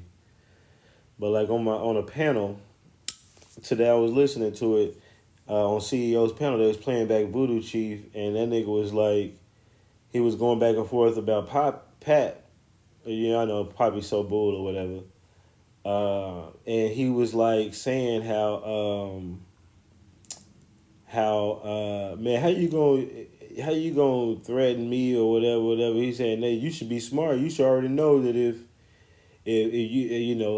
a man ain't gonna tell another person what they gonna do, because then they gonna be able to plan for it, and just all these excuses on why he bitching out, you know what I'm saying, and talking shit behind the dude back, basically. And this is very much so a similar sentiment. He's like, France ain't gonna tell England what they gonna if they gonna attack, and they ain't gonna do this if they gonna nigga shut up, Garvey. And that nigga was from Haiti too. Damn, ain't that a bitch? Hey, no, he from Jamaica. Oh, okay. They both from the islands, but you know what I'm saying? I was about to say, damn, nigga, these niggas just the same. But now other niggas supposed to be Haitian. This nigga's Jamaican. But either way, nigga, very close and very same sentiment, very same argument, nigga. That shit crazy. Now, I ain't hating on the Haitians. Now, don't get me wrong, because you know I love Lola. Lola up in here. Know I love me. I'm cool with the Haitians. But I'm just saying, some of them be tripping. And they could be the African Haitians. Or they could be indoctrinated Haitians. But either way, I saw you with the Haitian flag come up. I don't know who you are. But if you know me, or you don't know me, but Lola knows me. She up in here. Is she up in here? Yeah, she up in here. I was about to say, Lola would have said something against my ass. if I talk too much about the Haitian, she gonna be like, hey, nah. She'll request up. Anyways. But let's go. He says he adopted the method of diplomacy and tries to put over that which he desires. To put over France, and when he has put it over, he advertises it to the world, and the world is welcome the information. Intelligent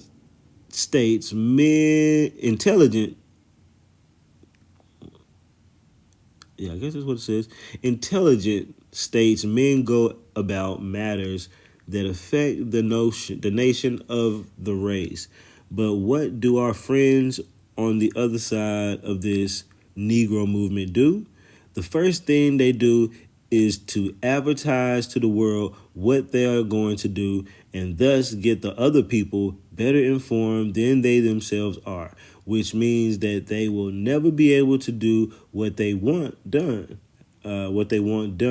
It comes to this, that it is either ignorance on the part those having the movement. And I want y'all to realize this, because he's kind of just babbling. This is real babble, okay? This is just like real life and like current times. We will come in and we will say super facts. And really, that dude really sounds like me. That first dude. Like, imagine everything he just said, but I'm basically showing you a screenshot every time I show it. Nigga, the Balboa showed that nigga right here. Nigga, when he came here, there was some niggas. Nigga went right here. Nigga, Columbus, nigga was here. Nigga, right here at the Battle of this. Nigga, we was here. Nigga, right here. The nigga was hitting the nigga with super facts. And then Garvey been babbling the whole goddamn time. Imagine just sitting there saying that quick little excerpt, and then sitting back having to listen to this nigga bullshit on the live panel for the next 5 minutes. This is exactly what it is. We've never gotten any collective support from that all over the rest of the fact. Yeah, what's up, Mocha? Peace, Chris. Peace, what up, Chief EJ Smoker?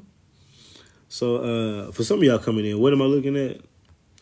Garvey defends his position in the famous Ku Klux Klan interview. Now, what I was saying is, just to kind of give a review, it's kind of like he talks about what the people say, and then he responds with what these people said. Now, what these people say about him is like, hey man, you ain't nothing but a goddamn immigrant coming over here, and ain't no wrong with our immigrants. But coming over here, unless you come over here like this, then you on some bullshit. Completely on some bullshit. But anybody over here on this is on some bullshit. Completely on some bullshit too. Similar record. But anyways, they said basically Garvey come over here as an immigrant. And the reason why they say this is because they like, you don't know the history of the people here on the mainland. And they say here, like at one point he says, hey, he does not know that colored men help establish. Hold on, let me show you first.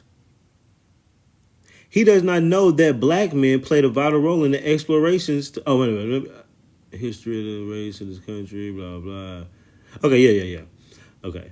He does not know that black men played a vital part in the explorations and settlement of the continent, and there were 40 black men with Balboa when he discovered the Pacific, and that Balboa found a tribe of black men then living on the shores of South America. So you got this dude hitting this nigga Garvey with all these facts. You don't know about Balboa seeing motherfuckers with the black folks, and then I pulled up the book excerpt talking about it because I already had that saved, which is amazing, right?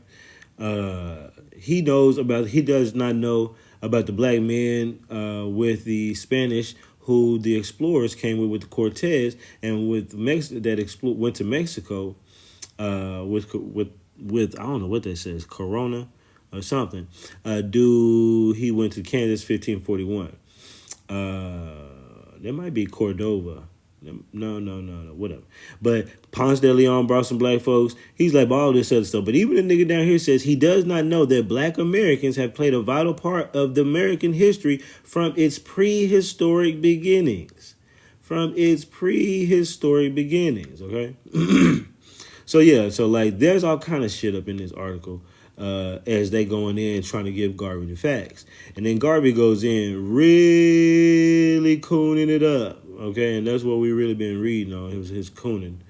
We're going to get back to some of it and trying to finish it. But like it's amazing. And all of this really shows like today's time, like how people come at us with the arguments. He adopts the mental diplomacy. Let's see. Now we'll just start right here, shit. Now, as I said here last Sunday night, I do not care about the Ku Klux Klan. That for that matter, I don't care about any folks in the world but the 400 million Negroes in the world. But I realize this, that at the time we have our hand in the lion's mouth. Now, notice you said 400 million. And this is like 1920 something. I guess, can Africa really grow? Because a lot of that includes us too. And South America and other ones, right? Now, I don't know how, I had to look up what it really was at that time, but that was his idea. It was 400 million at that time. So can Africa really be at 1.5 billion a day? I don't know. I've always said I never believed that. I ain't never believed that. But okay. 400 million Negroes in the world. But I realize this, that at the time we have our hand in the lion's mouth, and if you have any sense, it is your business to gradually ease that hand out. And then when you're out and you are far away, the lion you can make up your mind to get. This is babbling, nigga. Even with the lion. But why you are with the lion's reach, if you have one grain of sense, you will adopt these methods that will preserve your life and let the lion go. Movement must be led by intelligence. A movement like the Universal Negro Improvement Association must be led by intelligence, must be led by diplomacy. And I say this, it does not pay us in America to offend any organized group of which men, because we are still a dependent race. He said we are a dependent race. This nigga just said we are a dependent race. Okay. Oh my God. This is Garvey, y'all. Let me tell you this: that every second white man, every second, I guess, every second white man you are employed by the New York City or in United States of America is a Klanman who is either actively, physically, or spiritually a member of the Klan. Let me read that again. He said, let me tell you this, that every second white, or basically saying that every other white person, okay, that basically every other white person that you are employed by in New York City or in the United States of America is a Klan member who is either actively, physically, or spiritually a member of the Klan. And if fellows like George Harris continues to aggravate well-organized organization like the KK that have a policy and a program, millions of us are going to pay the cost of it. So don't y'all go around aggravating them damn Klan members now. Y'all gonna cause problem with the rest of us. That's what he's saying. Like a whole ass nigga. Okay. It says, let's see, include the policy means the Klan has a program.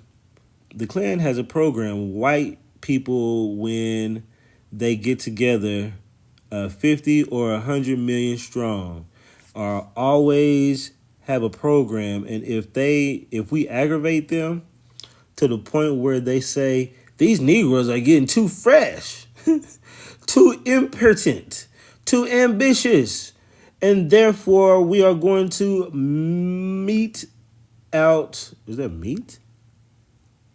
We're going to mete out to them what they deserve. I don't know what that meat means, or METE.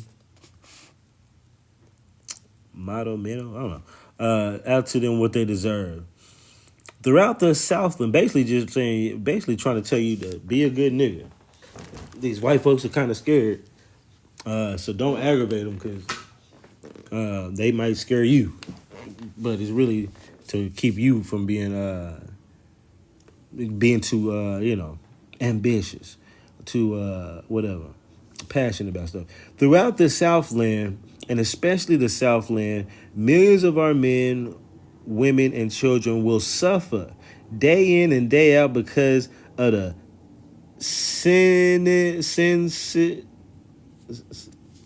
what did it say? Senseless, okay. Because of the senseless propaganda of fellows like George Harris up north, who words really mean absolutely nothing because they have not even the manhood to go 1 mile below the Mason-Dixon line and give not that he doing that and give utterance to the northern bluff. Count the cost. This is still Garvey. It is the duty of the Universal Negro Improvement Association to count the cost. There are some Negroes who like to follow white folks. Wow.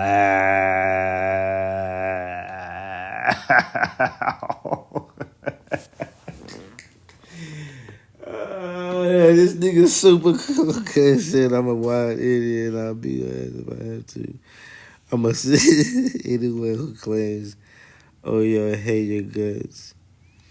I got blocked the other day from a live you was on. Who, me? Chairman Peace Love. What's up, Divine Number 9? Oh, you might be talking about EJ. The girl called me African. You might be talking about EJ.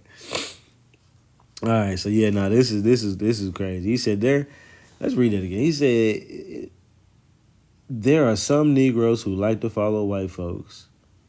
Anything white folks do is all right. If white folks say let us march up the street, they are ready to organize a group of Negroes to march up the street. If white folks say let us turn to this side of the street, they will organize the group to turn to this side of the street. If white folks say, this is crazy. If white folks say let us attack the Klan, you will find some Negroes following suit.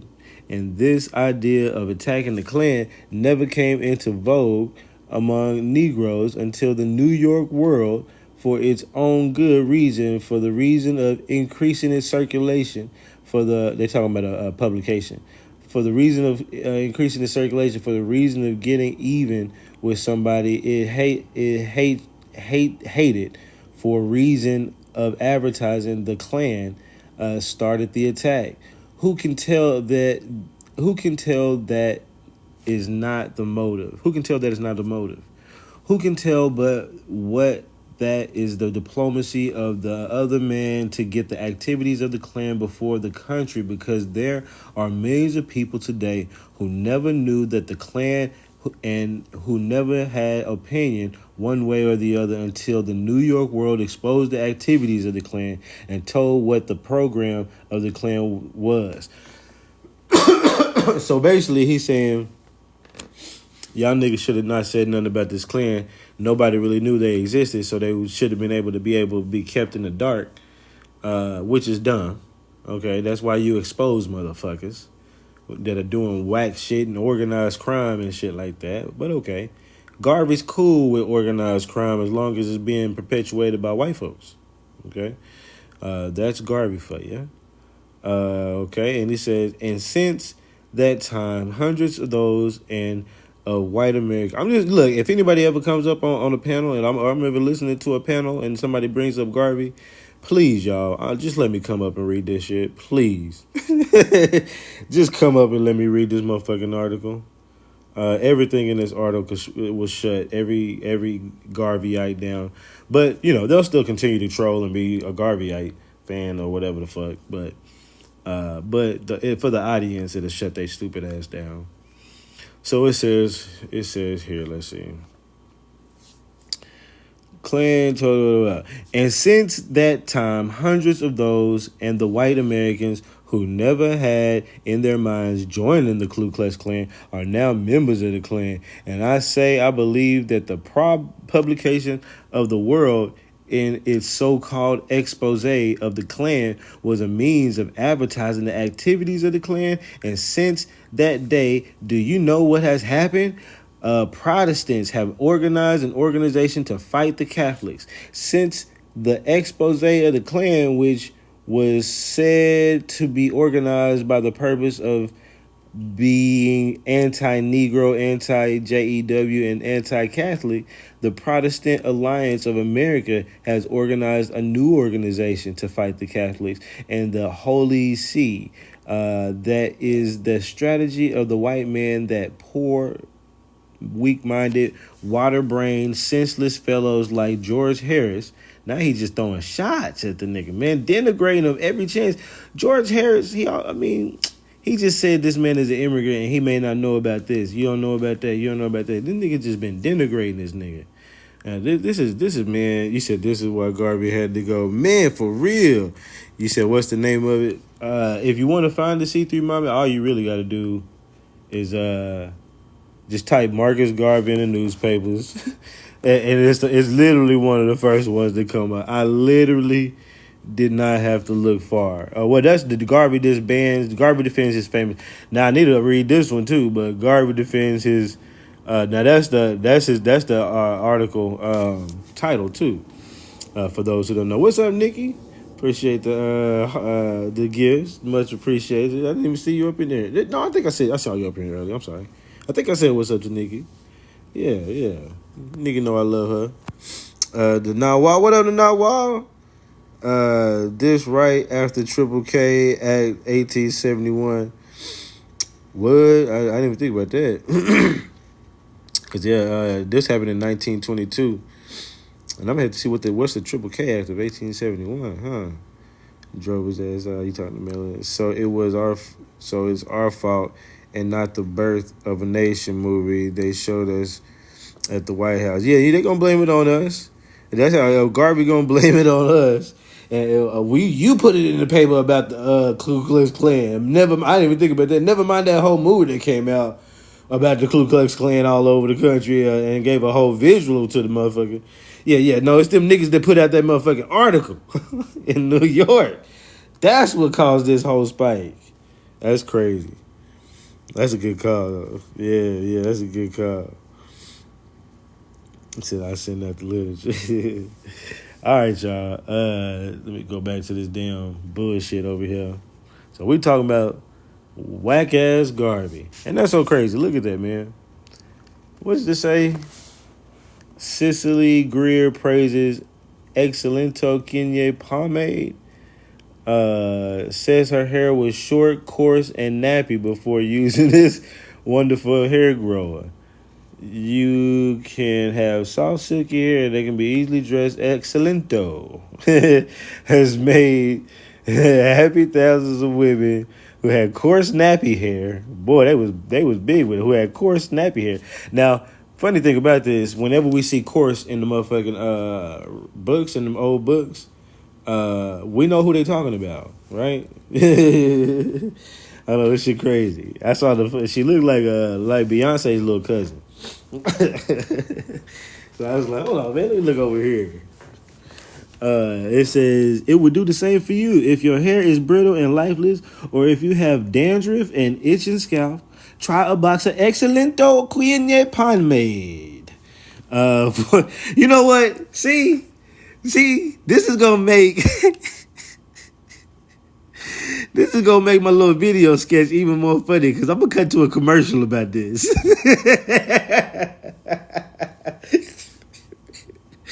I gotta have some music to it and everything. It's gonna be Garvey going back and forth with this nigga, and as soon as this nigga done damn near wanted to go with Garvey's nigga's gonna cut the commercial about Excellento Kenya pomade, nigga. Is your hair coarse and nappy? That's how it's gonna open up, nigga. Is your hair coarse and nappy? I've been tired of this. All right, let me. All right, let's get back to the bull. Get back to the bullshit. See, man. Yeah, that's gonna be good. Yeah, man, it's gonna be good, man. It's gonna be a good little. That's gonna have to be my little first one. This is gonna have to be my first one, and we'll have plenty of. For those who don't know what I'm talking about, this is like a response and answer page that we've been reading, and you got the what the people said that was debating with Garvey, and then you got Garvey and his response. And I was saying that I was gonna make like a recreation of this on video of like a nigga sitting on one side of the table, the other nigga sitting on the other side. He's Garvey, and the other guy is Mr. whatever his name is. And I'll be cutting it, like doing stupid stuff. But right now it ain't gonna be as funny because I already said it one time. But you know, cutting to certain scenes where like as soon as this nigga say something, Garvey says something stupid, this nigga visualizes himself jumping across the goddamn table at this nigga's neck, and then all of a sudden jumps back to him responding to that bullshit. You know, dumb, crazy, funny shit. Right. Whenever I explain it the second time, I never have as much zeal, but when I do it, it's gonna be dope. It's definitely gonna be dope. All right, so let's go back to this BS. Let's see. After the Klan, popular. Okay, yeah. Carried out the Klan 40 sign. Let's see. And later on, you will find different organizations probably springing out of the Klan to carry out the signs that the Klan may have upon any one race, upon any one group, up on any one set of people in any community. This thing calls for deep thought, the thought of a statesman and not that of a ward politician. George Harris is a ward politician and therefore cannot measure up to the highest intelligence of statesmanship, a man who is going to look out for 1,000 votes to get him into office, irrespective of the measure that confronts the people, is the fellow that you cannot entrust with the destiny of a race. If fellows like George Harris are to be my leader, then may God Almighty take me now, because I will have absolutely no use for life. It says living on serious age. This is a fool. I want you to realize that you are living in a serious age. You are living in a serious time. You are surrounded by a serious race of people. A people who are thinking all the time, who are doing all the time. I was like, what? Who are doing all the time? George Harris talks about his intention to live here and die here, to be what he wants to be. Do not gain say he is going to die here. What does it say? Do not again or no, do not gain?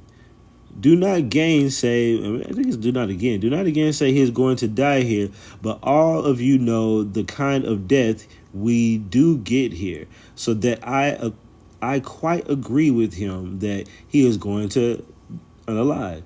He is welcome to that kind of death. When I unalive, I am going to unalive for something noble, for something that is worthwhile. I am going to unalive fighting for a grand and glorious ideal. Ain't fighting to stay where you at in your land and for your people a grand and glorious ideal too, bitch? But okay. A grand and glorious ideal, applause, and people applause, and that ideal is a country of our own, a government of our own, a nation of our own, which is America. But no, you want to say it's Africa. George calls me an alien, and George Harris is supposed to be a graduate of Harvard. An alien is one who enters a country on his own account without any invitation, and who domiciles himself in that portion of the country because of his own desire. That could not be said of Marcus Garvey. Not he said his name. That could not be said of Marcus Garvey. I never desired to be born in the Western world. My desire was to be born in a land of my fathers, but all against my will, all against my stubborn protest, somebody seized me, shackled me, and made me helpless, took me away from my own native land and brought me into his own country. How dare you say, therefore, I am an alien? Nigga, you still an alien. He did go to school. You're an alien. You're from Jamaica. Are you dumb? and you talking about being even more alien. You say I'm an alien that wish I was even more alien. Nigga, what the hell? Okay. How dare you say I'm an alien? A German American is an alien because he came uninvited. The Irish American is an alien because he came uninvited. The Anglo American is an alien because he came uninvited. But there is no Negro in the Western world who is an alien. Great applause. If this so-called newspaper editor had any sense, he would know and realize this. This nigga is a fool, nigga. And this nigga still going, nigga. He ain't even... Man, that great principle, issuing great ideas, great movements, no to nationality, applause. The principle of human liberty knows no nationality. The idea of religion knows no nationality. If Marcus Garvey is an alien of America because he teaches the doctrine of humanity, of human liberty, then Jesus Christ is an alien to the world because he preached the doctrine of Christianity. And then applause. If Marcus Garvey is an alien because he teaches the doctrine of human liberty with Martin Luther King, then Martin Luther King is an alien. These niggas is fools. Marcus probably would prefer to be called a captive. These niggas is fools, y'all. Holy shit, man. Oh, he was arrogant. Very much so, man. Very much so. He said George was not going for that. He said, you ain't one of us. Nigga, fuck you. Hell, exactly. George on that shit. George, like I said, this whole thing reads out like this is literally a nigga going back and forth. Nigga done hit a nigga with facts about, hey man, you talk about we need to go back to Africa, nigga. Don't know the niggas has been here. We was here when Balboa got here. We was here in prehistoric times, nigga. Niggas was with Columbus. Niggas was with Cortez in 18 such and such, and niggas was the them niggas just hit him with facts. And this nigga has just been bullshitting the whole time, being on White Daddy's side and babbling and coming up with, nigga. This is just like that, just like today. That's why I said, man, this right here is gonna strengthen me to fight these mofos even harder with this shit, dude. Cause we've literally been fighting them for forever, for a long time, not forever, but for a long time. I said, "Sam, can I please have that receipt? I've been going back and forth with a Jamaican in real life." No, for real.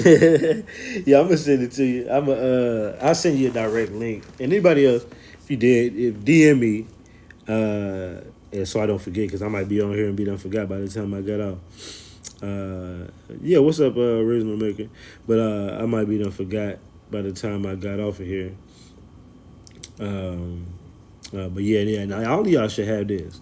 Like literally, this one document, it shows, it goes against Garvey. It shows how some immigrants, not all, remember we do like our folks, but at the same time, some folks come over with that bullshit, and then they get all good, and this shows how we've been fighting them. It tells how we've been here forever, all this other stuff, man. This is really an amazing newspaper. That's why I was like, man, I had to go live about this.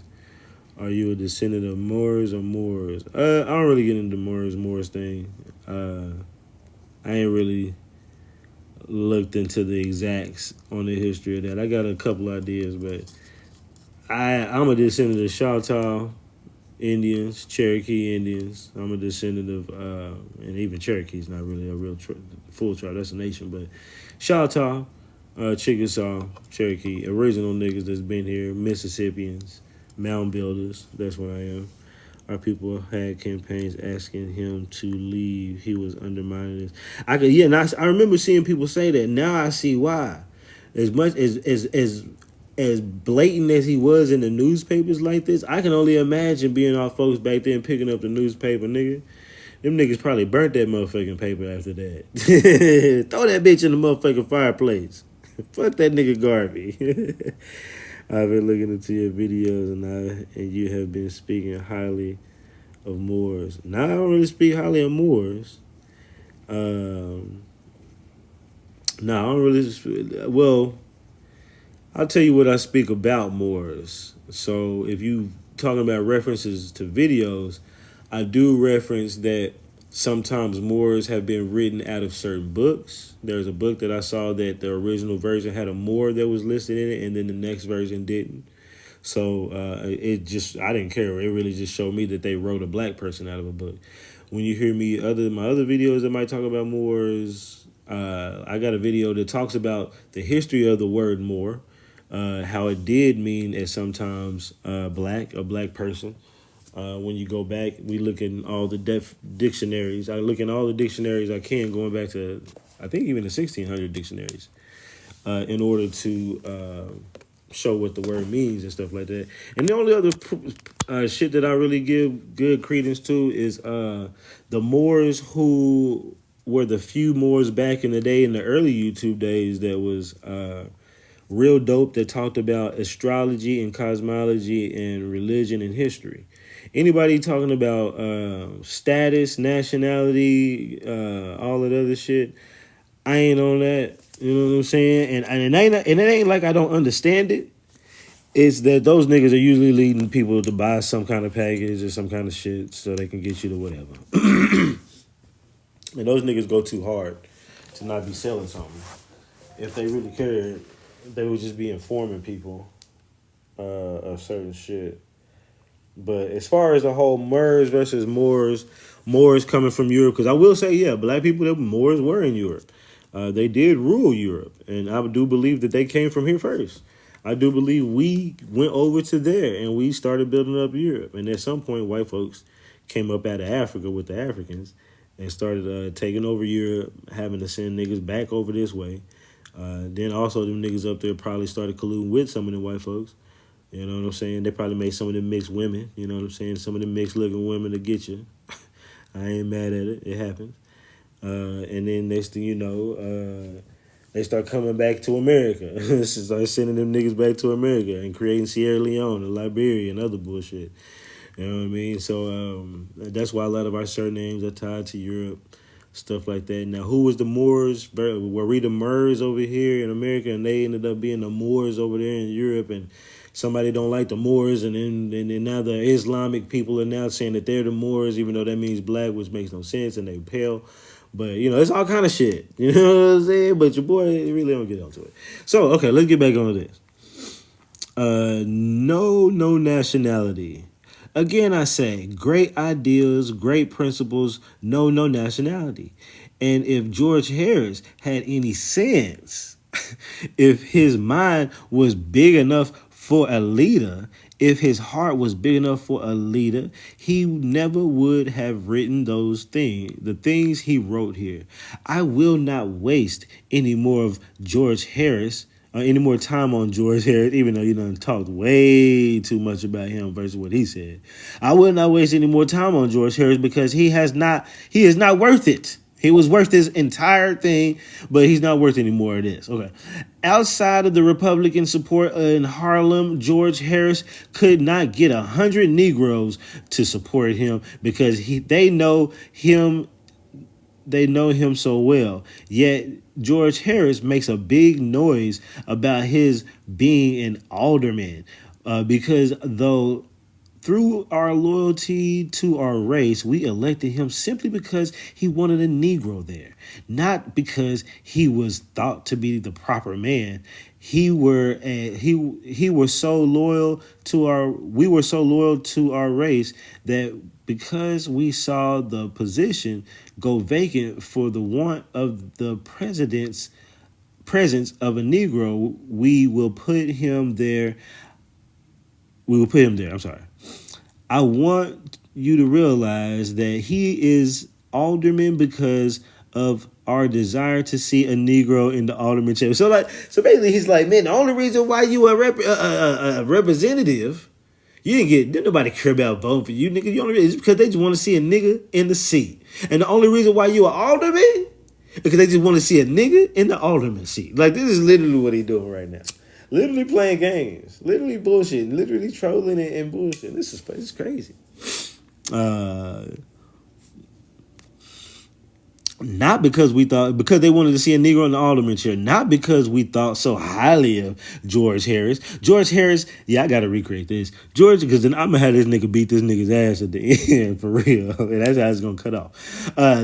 George Harris thinks he. I just pictured it in my head. But okay, George Harris thinks me an alien, while other folks do not think me an alien. Thinks of me an alien. While George Harris and Du Bois tried to advertise that I am from Jamaica, 15 million American Negroes do not give one row of pins where Marcus Garvey came from. And I feel as comfortable in New Orleans addressing 5,000 native-born Negro Americans as I feel addressing any crowd in Liberty Hall of 3,000 Americans and 3,000 West Indians. I feel as much at home addressing 10,000 American Negroes in Los Angeles born on the borders of the United States as I would feel addressing 15,000 Negroes in my own native city of Kingdom, Jamaica. But you sit here talking in front of white folks. Okay. Du Bois and George Harris have harped on the fact that I am a Jamaica and a West Indian and a foreigner because they are endeavoring to play on the prejudices of people. So now he's basically calling us xenophobic. He basically just called old boy xenophobic, y'all. Xenophobic or goddamn Caribbeans, nigga. Everything we deal with today, we was dealing with back then. That's crazy. Love and peace, tranquility. Appreciate that. But I also see you speak highly of North America, so that's why I highly respect you. Okay, appreciate that. Yeah, I definitely ain't on no more stuff. History repeats itself. They're in politics now, undermining us. Yep, yep. We're gonna get our point across, even if we have to take an ad out. Damn, he was wilding out. I know, man. How crazy, right? That part. Yep. Appreciate y'all. I wonder what my grandparents were saying about this, if anything. Man, I'm pretty sure they were. I bet they was saying something because I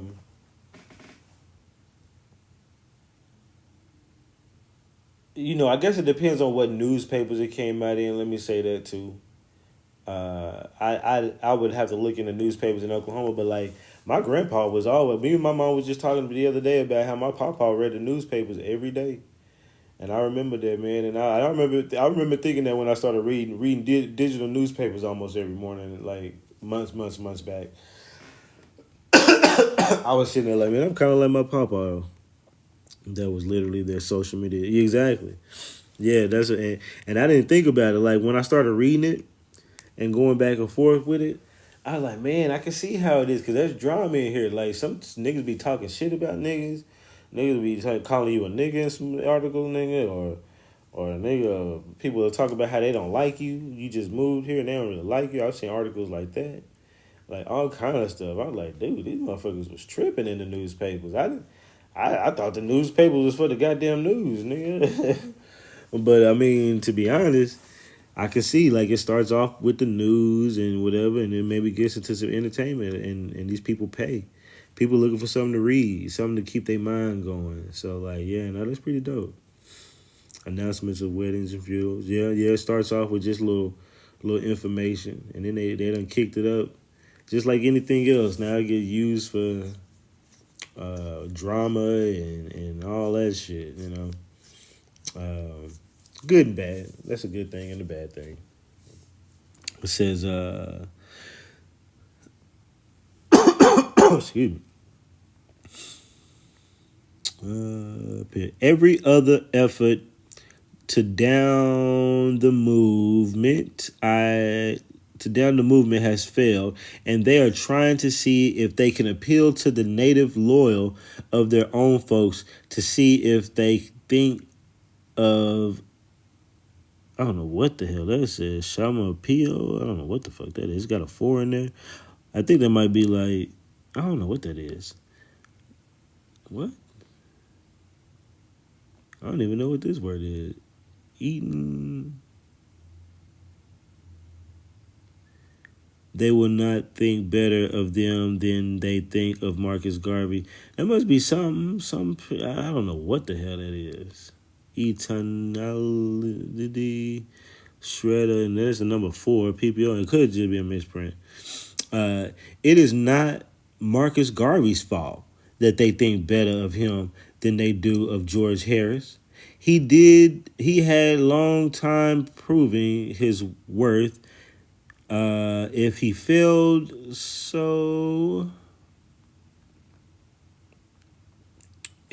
before Marcus Garvey came, it was not Marcus Garvey's fault. I know no nationality. I know no national boundary where the Negro is concerned. The whole world is my province. Something Africa until Africa. Oh, the whole world is my province until Africa is free, and everybody applauds. How's Africa not free, man? Anyways, I don't know, colonialism, whatever. Yeah, there's more niggas than anything, regardless. Wherever Negroes are enslaved, politicians, industrially, socially, and educationally, there is my home for the time being. Until they become politically emancipated, whether it is America or the West Indies or Africa, I have to work to perform, and I can do it anywhere with as much pleasure as I am doing it here now. Soil does not matter one, but except that soil is Africa. All soil looks alike to me. I want to I want my good friend George Harris. Now he's my good friend. I want my good friend George Harris to realize that's some bullshit ass shit, nigga. After you just shitted on this nigga, man, so much, to realize that he has a chance to make a good, and the Universal Negro Improvement Association affords him the opportunity if he will become a convert. And then you go, what a bitch, nigga. You gonna offer him I read one time my 3 times great grandfather came to Bowley and bought up a lot of plots of land. I believe it. And then you gotta think, where they be getting that? Where they get all that money? Oh, you talking to Shay up there too? Certainly, misprint. Yeah, these people are crazy. The assassins of Sir Wilson smile before the dead friends. Too. Now, so we've read this, but one part I haven't read yet was this part. So I want to read this, and I think it's Garvey talking before he lets the people talk. I had jumped to this side. I may have read this, to be honest, but I didn't read it here. But I know I can't remember. I don't know why I jumped over here, but let me see. I may have read this, but we're gonna read it. I didn't read it on here though, for sure.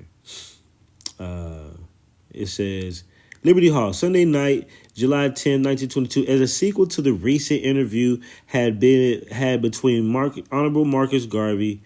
I can't believe they call him honorable. President General of the Universal Negro Improvement Association. This is really like Dr. Umar, to be honest. And the Imperial, well, he's worse than Dr. Umar, to be honest. Dr. Umar wasn't kissing up to the white folks that bad. And the Imperial Wizard of the Klan, the details of which Mr. Garvey gave out in his address in Liberty Hall last Sunday night. There appeared in New York World of this morning's issue an article written by George Harris, a Negro member of the board of aldermen of this city, and editor of a little paper known as the New York News, a colored newspaper weekly published in Harlem. So it was one of our newspapers. I wonder if I could look this newspaper, New York News, colored newspaper, Harlem. New York News, colored paper, Harlem. I wonder if they got like an archive to see that shit. Amsterdam News, New York, Amsterdam News, black-owned newspaper serving New York City, one of the oldest newspapers geared towards. I wonder if this is going to get me to those old articles. No, this is a website named after it. It's got black people on there, too. I didn't know they had a website. The New Black View. Wow. I didn't know they even had. They still going around, or somebody done came up with something and named it after that. But that's pretty dope. That's pretty damn dope. Okay, let me go back, but I want to see old newspapers. Let me see. Do they have an archive, news, opinion, subscribe, contact, classifieds, Black History, supports, newsletters, blah, blah. You would think they might have like an archive of their shit. I don't see a menu either. Okay.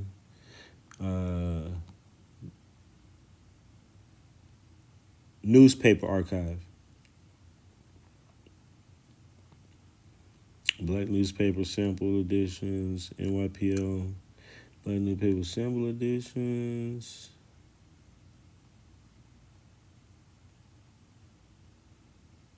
Request an appointment. Microfilm. Ain't that a bitch? New York County newspaper on microfilm paper. New York County newspaper. Reference. Harlem. The Harlem Times. New York Advisor, African Advisor, New York Age, Weekly. I wonder if any of these would really open up something. No, they're not hyperlinks. You gotta go in for these. There was a paper called the Albion, or British Colonial and Foreign Weekly Gazette. Okay. I never knew that. There's a lot of these in here. These aren't all black owned. I don't think these are just all New York microfilm papers. So this all from New York. Period. So I would be able to find it, but you got to go in person. It sucks, man. If y'all got them on microfilm, digitize them hoes. I mean, they already digitized if they're on microfilm. Put them bitches on the internet. Uh, well, I guess they. Well, microfilm ain't really digitized. It's digitized in a sense, but it's really just microfilm. That's still kind of analog. But okay, the New York Age of Harlem Renaissance, Guides of Amsterdam. Okay, so I'm not gonna be able to find that, but let me just go back.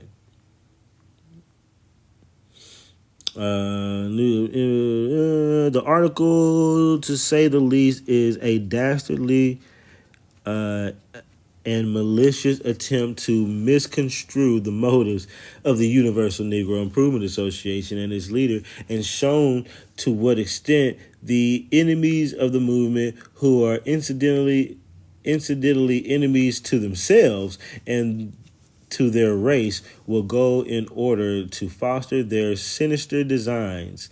In the article, Harris charges that Mr. Garvey's interview with the Klan was an effort to form an alliance with the organization, and alleges that he, Mr. Garvey, misrepresents not only the attitude of the native-born colored Americans, but 75% of the foreign-born, when he surrenders to the imperial wizard of this bloody and bigoted band of outlaws. In defense of his position and that of the Universal Negro Improvement Association, the Honorable Marcus Garvey, tonight before a vast assemblage of followers and friends of the association, who boiled with indignation as the article was read, laughed a broadside attack upon Alderman Harris, which literally knocked to smithereens his abortive attempt to misconstrue the motives of the interview with the Klan and to discredit the leadership of the Universal Improvement Association in the eyes of the world. Mr. Garvey's denunciation of the alderman was a most withering one, and will no doubt make the alderman and erstwhile editor seek cover and gloat over the consequences of his crass ignorance and indiscretion, and think several times before again rushing madly into print to denounce a man whom he does not understand, and an organization which, because of his rank density, he understands but little. The article in its entirety exhibits a narrowness of mind, shortness of vision, and incapacity of sound reasoning on the part of Harris, which is rather unbecoming to a man of his stature. So he's kind of just going to quote the extracts from the master, West Indies, whatever, trimming. Whatever. Okay, let me go to this one. Honorable Marcus Garvey's speech. Honorable Marcus Garvey spoke as follows.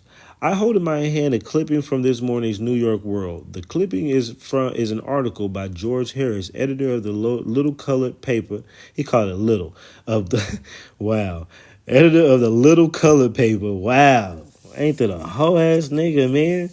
By the name of the New York News, published in Harlem.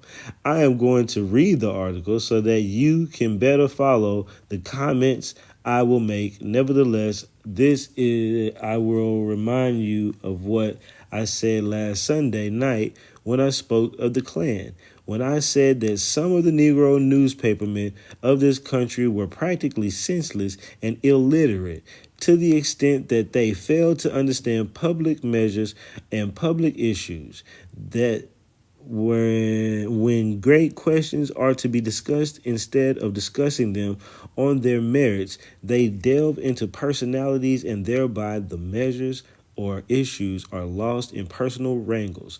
I therefore feel justified tonight in maintaining the stand I took last Sunday relative to the newspapermen from this platform. From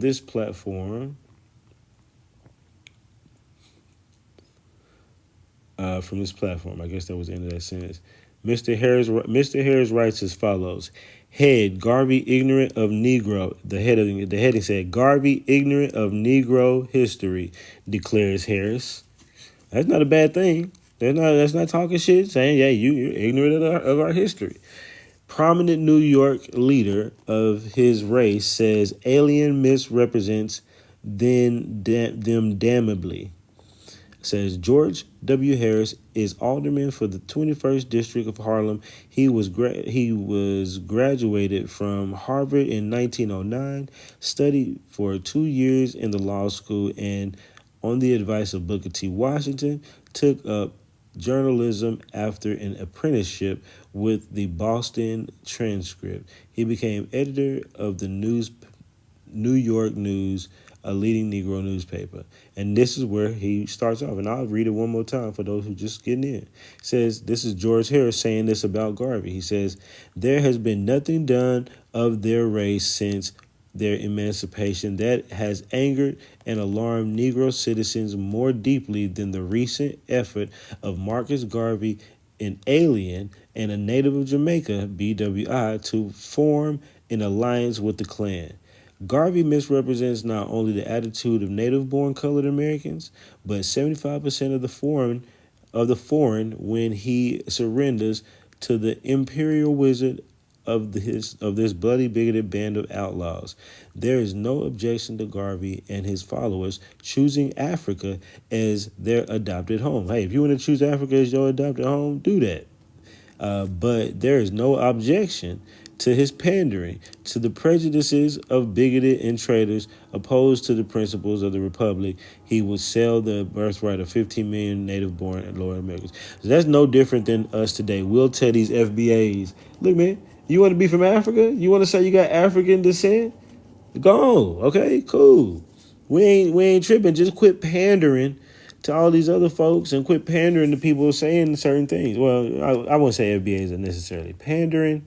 They're just mostly just not super informed. But okay. Garvey, being a foreigner, does not know that the Ku Klux Klan is the same organization that outraged the mothers of the present generation of the colored Americans murdered under the fathers, desecrated the black dead and their graves, and coming into power in Reconstruction days, nullified emancipation, established Jim Crow cars, and riveted political disenfranchisement upon the black race in the South. Now, this is where it gets good. We'll read it one more time. It says, when Garvey says that this is not the colored citizens' country in the same sense that it is the country of every other loyal black or white, he knows nothing about the history of the race of this country. He does not know that black men played a vital part in the explorations and settlement of this continent, and that there were 40 black men with Balboa when he discovered the Pacific coast, ocean, and that Balboa found a tribe of black men then living on the shores of South America. He does not know that the black men were here with all the Spanish discoverers and explorers, with Cortez when he went to Mexico, and with Cordova, I think, when he went to, oh yeah, that is Coronado. Okay, I see that. Okay, it's okay. That's together with that dough.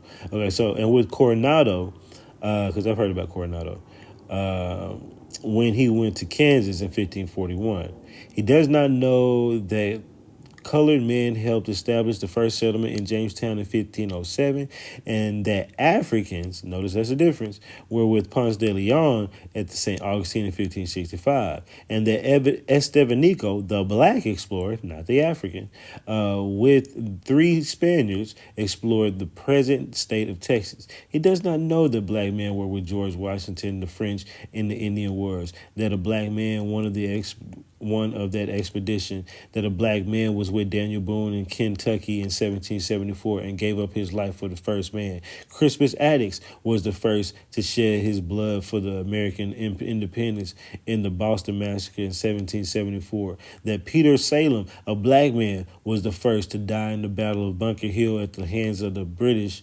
Major Peterian or whatever. That a black man was the name of New York. No, that a black man by the name of New York was a vital part of the Lewis and Clark expedition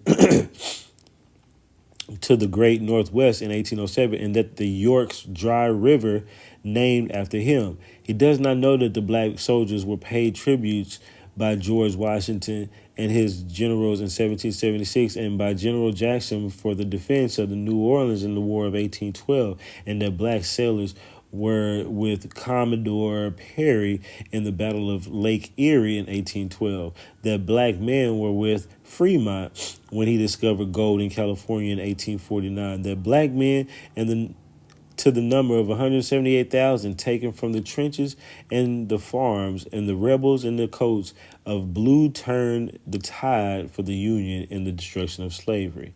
He does not know that the black Americans have played a vital part of American history from the prehistoric beginnings, down to the planting of the Stars and Stripes at the North Pole by Commander Perry with his black companion, Matt Henson, by his side in 1909. He surely cannot know of the 10th Cavalry and the Indian Wars with General Custer, nor of their black companions at San Juan Hill in 1898 with Theodore Roosevelt. Nor does he remember the service of the Hellfighters and the Buffaloes and their 400,000 black men, black American companions in the World War. When he says that America is a white man's country, he does not take into account the black men to the number of unnumbered millions gave 250 years of unrequited toil and martyrdom as slaves to the settlement of the industry and present wealth of the South and the nation. Present wealth of the South. We again say again that the interloper among colored Americans damnably misrepresents them by all rules of right and the reason of history and the justice. This is their country. By all things that men hold dear, they are going to preserve this as their common country, and they are going to live and, if need to, die to preserve this of their country. Whew. That was a lot to read. Hold on. Let me catch my motherfucking breath. Give me just a second. I gotta send off a text message real quick.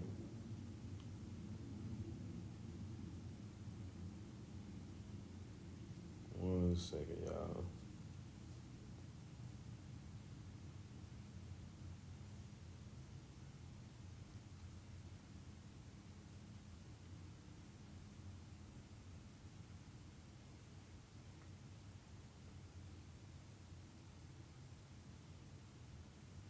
Damn it. Alright, I'm about to be there. Hold on.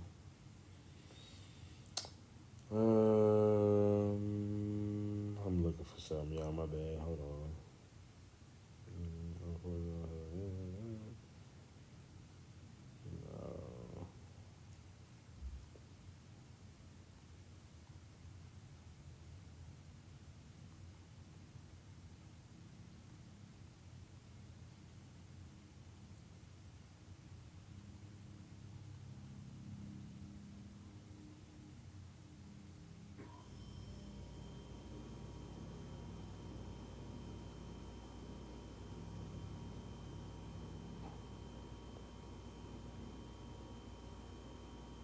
All right. All right, my bad. All right, what y'all saying? Where can I find this article? Newspapers.com. That's the name of the article. You really just type Marcus Garvey and come out. You say you did well. That was a lie. Yeah, I'm over here winded. Talk that talk, black man. I love it. I know, right? I would say that FBAs are pandering. In some senses they may be. What's crazy, we never went to Africa and left Jamaica, right? Yeah, no, this is crazy, man. Like, I pretty much done spent this live stream on Garvey. And I done been on this damn thing for almost a couple hours, I feel like. And to be honest, that wasn't even the shit that I was really looking up. like I was showing y'all, like I was really looking into the Racial Integrity Act, and I had saw this. Now I'll read this real quick since we on Garvey's top. No Diddy. But I had saw this, and this is what made me go look up Garvey. And now I'm gonna go look up more articles about Garvey. That was just the first one I had read. Not this one, but I hadn't even read this one. I just skimmed it. But and it's not that long. It's quick. But like, I'm gonna start looking up more articles about Garvey now. That's gonna probably make for some good content anyway. To be honest, and that goes along for anybody else. Newspaper.com. Marcus Garvey's wife speaks in Richmond, declares that the Racial Integrity Act would benefit both races. Yeah, he was on this type of time too. He was cool with the Racial Integrity Act of getting rid of you niggas, you Indians. Man. AME Jacques Garvey, wife of Marcus Garvey, both of whom are identified with the Universal Negro Improvement Association, and who have been working in behalf of establishing a national homeland of their race in Africa, addressed a group of white persons Friday in the office of Dr. Walter Plecker, the registrar. He was in this nigga's office, y'all, talking to white folks. Wow, he was responsible for the reclassification, exactly. And Marcus Garvey was right there with him. Do I have the whole thing? Yeah. Garvey, who had been striving for the separating of the white and Negro races, has been characterized by Major Ernest Sevier Cox, author of White America, as a man who is fighting the white man's battle without the white man's aid. You see that? They said he's a man that is said to be fighting the white man's battle without the white man's aid. Oh man. Yeah, go ahead and get you that too. Y'all go ahead and get you a screenshot of this too. Go ahead and get you that too. Yeah, he was. There's no good that could have come of him. What's the date on this article? 1925. In the New and Advance. The News and Advance. That's crazy, y'all. That's crazy. They say he's fighting the white man's fight without the white man's aid. Okay, man. These motherfuckers is crazy. All right, let's keep going. I think after that, that's what really made me want to go look it up, because I do remember reading this. I don't know if I read this. I can't remember, but Major Cox and John Powell, famous Richmond musicians, were among those who heard Garvey's wife. She said that her association is in sympathy with the racial integrity idea and is opposed to intermarriages among white persons and Negroes. Racial integrity laws, she declared, were proved to benefit both races. This is her talking. We want the best type of our race to form a civilization in Africa. What a bitch. She said in explaining the national homeland idea, we want to give the Negro an opportunity to develop his own ambition and show what he can do towards the improvement of his race. Look, I might do this as a skit, nigga. I might make this another skit. I'm gonna find me a woman, and I'm gonna find me a little podium or something, and hopefully find me a crowd of white folks. That'd be fun. If I could do that. I don't know if I could do that. But come on, man. Are you serious? Major Cox explained that efforts are being made throughout the notion to bring about legislation which will make unlawful any form of race mixing, the penalty for violating the law being applicable equally to the whites as that to the blacks. Garvey's wife spoke at the meeting in True Reformers hall last night. A large number of white persons and Negroes heard her. Her husband is now in the federal penitentiary in Atlanta, Georgia, where he is serving a 5 year following his conviction on fraud charges.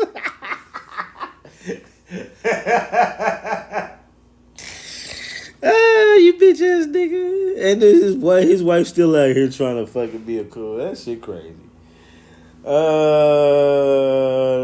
That's crazy, crazy, crazy. Right? Wow, man. So with all these helicopters, but I got a hospital next to me. It must be the ambulance helicopter. Fraud at the fraud, because you're a fraudulent motherfucker going around here trying to make it seem like he was doing. And ain't that like today's time, y'all? Don't these Pan Africans get on here talking all this bullshit like Dr. Umar, and in the end pulling some fraud? Ain't that the exact same shit, nigga? That's the same. That's the exact same shit.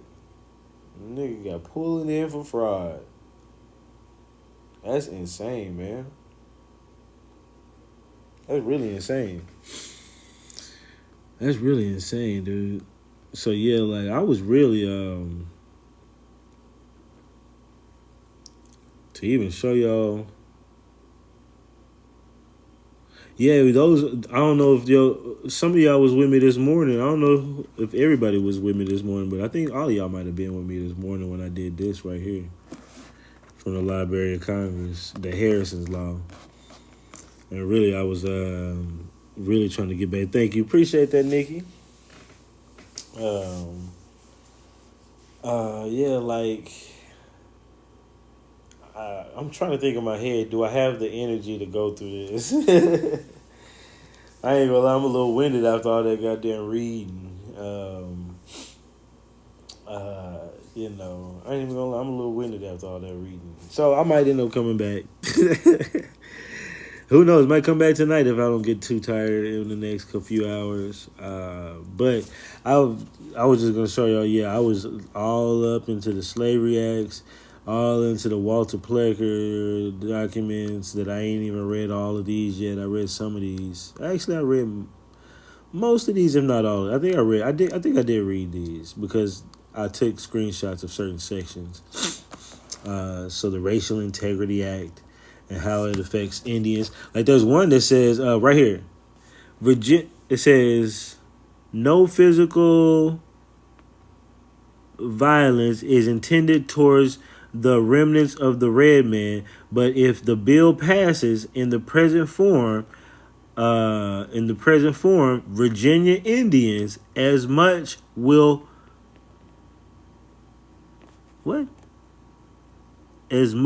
perforce cease to exist. So they literally had Indians in here saying, look, if this racial integrity law passes in Virginia, it basically is writing us out. We basically just cease to exist. So yeah, like I've been deep in these motherfuckers, man. That was good, and I came in late. Thank you. I appreciate that. Yeah. I'm glad I kind of went over that last part, so you can at least got to see what, other than what Garvey said, got to see what the other folks said. But yeah, like, scares currently on world court. South Carolina Senator fears that only that Negro Republic might exercise its. I was just reading this, and I didn't see this on this newspaper. I'm going to have to go back to it maybe and read more about that Liberia thing. But, well, hold on. It says this right here. Let's see. Liberia scares Cole L. Blease on world court. South Carolina Senator fears only that Negro Republic might exercise its prerogatives by casting a vote. Senator Cole Blease, Democrat of South Carolina, has taken up where his predecessor, the late Senator Bill Tillman left off in fanning the flames of race hatred on the floor of the United States Senate shortly before the adoption of the blah blah blah providing for the United States. I gotta go read that, nigga. These motherfuckers be going in the newspaper, man. Damn. Let me see if I can copy this. I want to pull it up real quick. Well, Liberia scares coal. Let me just do that. Liberia scares coal, because they ain't gonna let me copy it.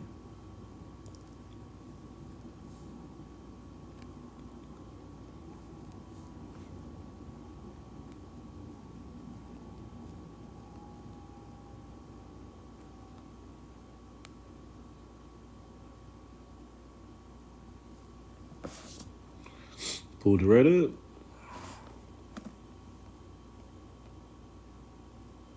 Yeah, I'm curious. It says, fanning the flames of hatred on the floor of the United States Senate. Shortly before the Senate adopted the resolution providing for the adherence of the United States to the World Court last Wednesday, Senator Blease sought to influence other senators from the South against the resolution by pointing out that Haiti and Liberia were members of the League of Nations and would have a vote each in the election of judges. He offered a reservation to the effect that each state of the Union would have a vote in the election of judges. And he said, what was it? Liberia scares coal bleeds on the workhorse. So it might not be thinking, it may not be what I was thinking. I guess, well, wow, hold up. You see that right there? I just seen that. I was about to start reading, but now I'm just interested in what the hell they talking about. But I thought it was something completely different. But he says, I noticed that Haiti was a voice in the election of the judges. He said, I call the attention of the senators from the South while they are voting in this reservation to the fact that they are voting for a court where we are to sit side by side with a full-blooded nigger who has as much right as we in the election as the judges or whatever. Okay, I ain't gonna keep reading because it looks like they're just talking some shit. But just think about this. We were just saying this, and Nikki was just saying this. I wonder what our people was thinking as they read newspapers and seeing shit like this in the newspapers. Just open talk like this. Now, I've seen this many times in the newspapers. In fact, if I were to type that word in my photos, it'd probably pull up several photos, to be honest. There's one right there. One right there. One right there. One right there. One right there. This is all the Geechee stuff. A lot about the Geechee stuff. There's a one right there that I didn't even get. That wasn't even the article I was getting, and I done caught a stray nigga in there. I done caught a stray. Some stray slurs. That's something different. Newspaper, we already seen that one. Another Geechee newspaper about the Geechees. Newspaper about the Geechee. We just seen that one. But yeah, like imagine like our folks, man, waking up, reading this newspaper and seeing that word in there a lot. And in fact, let's see how many times newspaper clippings have that in it. I ain't never done this. Let's see this. Newspapers.com. Let's just see the amount of times it's listed. Newspapers. We're just going to put the word right up in there. In the United States. And we're going to see the number of results. 2 million results. Okay? Nigger mother passes of 300 passes. Good God, dude. Good God. It don't make no damn sense, y'all. Let's imagine. That's 1928. That's in the headlines, nigga. Nigga in the headlines on your ass. It just rolls off the tongue, right? That's crazy. James Kelly, Nigger Jim. I've heard of him before. Crazy. What does this say? Melbourne, Australia, acclaimed recently as probably the oldest working horse in the world. Nigger has died at 51. Owned by Joan Croak of Footeray, Nigger was still doing light work. That was his name? Okay, man. All right. John Nigger of 78 Western Street, Glen Lyons, blah, blah, blah, blah, blah. All right. Horse dies, 51. Nigger, they named the horse Nigger. Did y'all get that? A horse at age 51 dies in Australia, and the horse's name was Nigger. The acclaimed recently as the oldest working horse in the world. So that's what I was reading. All right, they was naming horses Nigger. Okay, all right, then, and and it was reprinted a lot. Unaliving in Tecumseh. Nigger levied young and old eccentric for many years. That's crazy, dude. Crazy. Damn, we on that mind that much. The white tee was getting froggy in the 1800s. These people crazy, man. These people crazy, period, man. Well, yeah, I'm gonna get off here, man, and figure out, just do some. I'm really just gonna get back to studying and research, not studying. Studying is trying to learn something people already put out, or a curriculum, in my opinion. Or you could be studying up on the subject. I don't know, but I'm researching. Should have put African. Yeah, but I'm researching. I'm gonna get back to researching. I'm debating whether I want to go to the store and get me some snacks, because I ain't got many snacks here right now that I feel like eating. I don't know. I got like a taste for some cake or something, man. I don't know. But anyways, y'all, I appreciate y'all being in here. Look, y'all, I hope y'all got that. If you need that article, DM me, and I will send that to you. Just say, hey, article, or some shit. But I remember, so I know at least Nikki said she needed it, or one of this, so I'll send that to you. Anybody else, go ahead and throw that in there. But y'all have a good night if I don't holler at you. Later.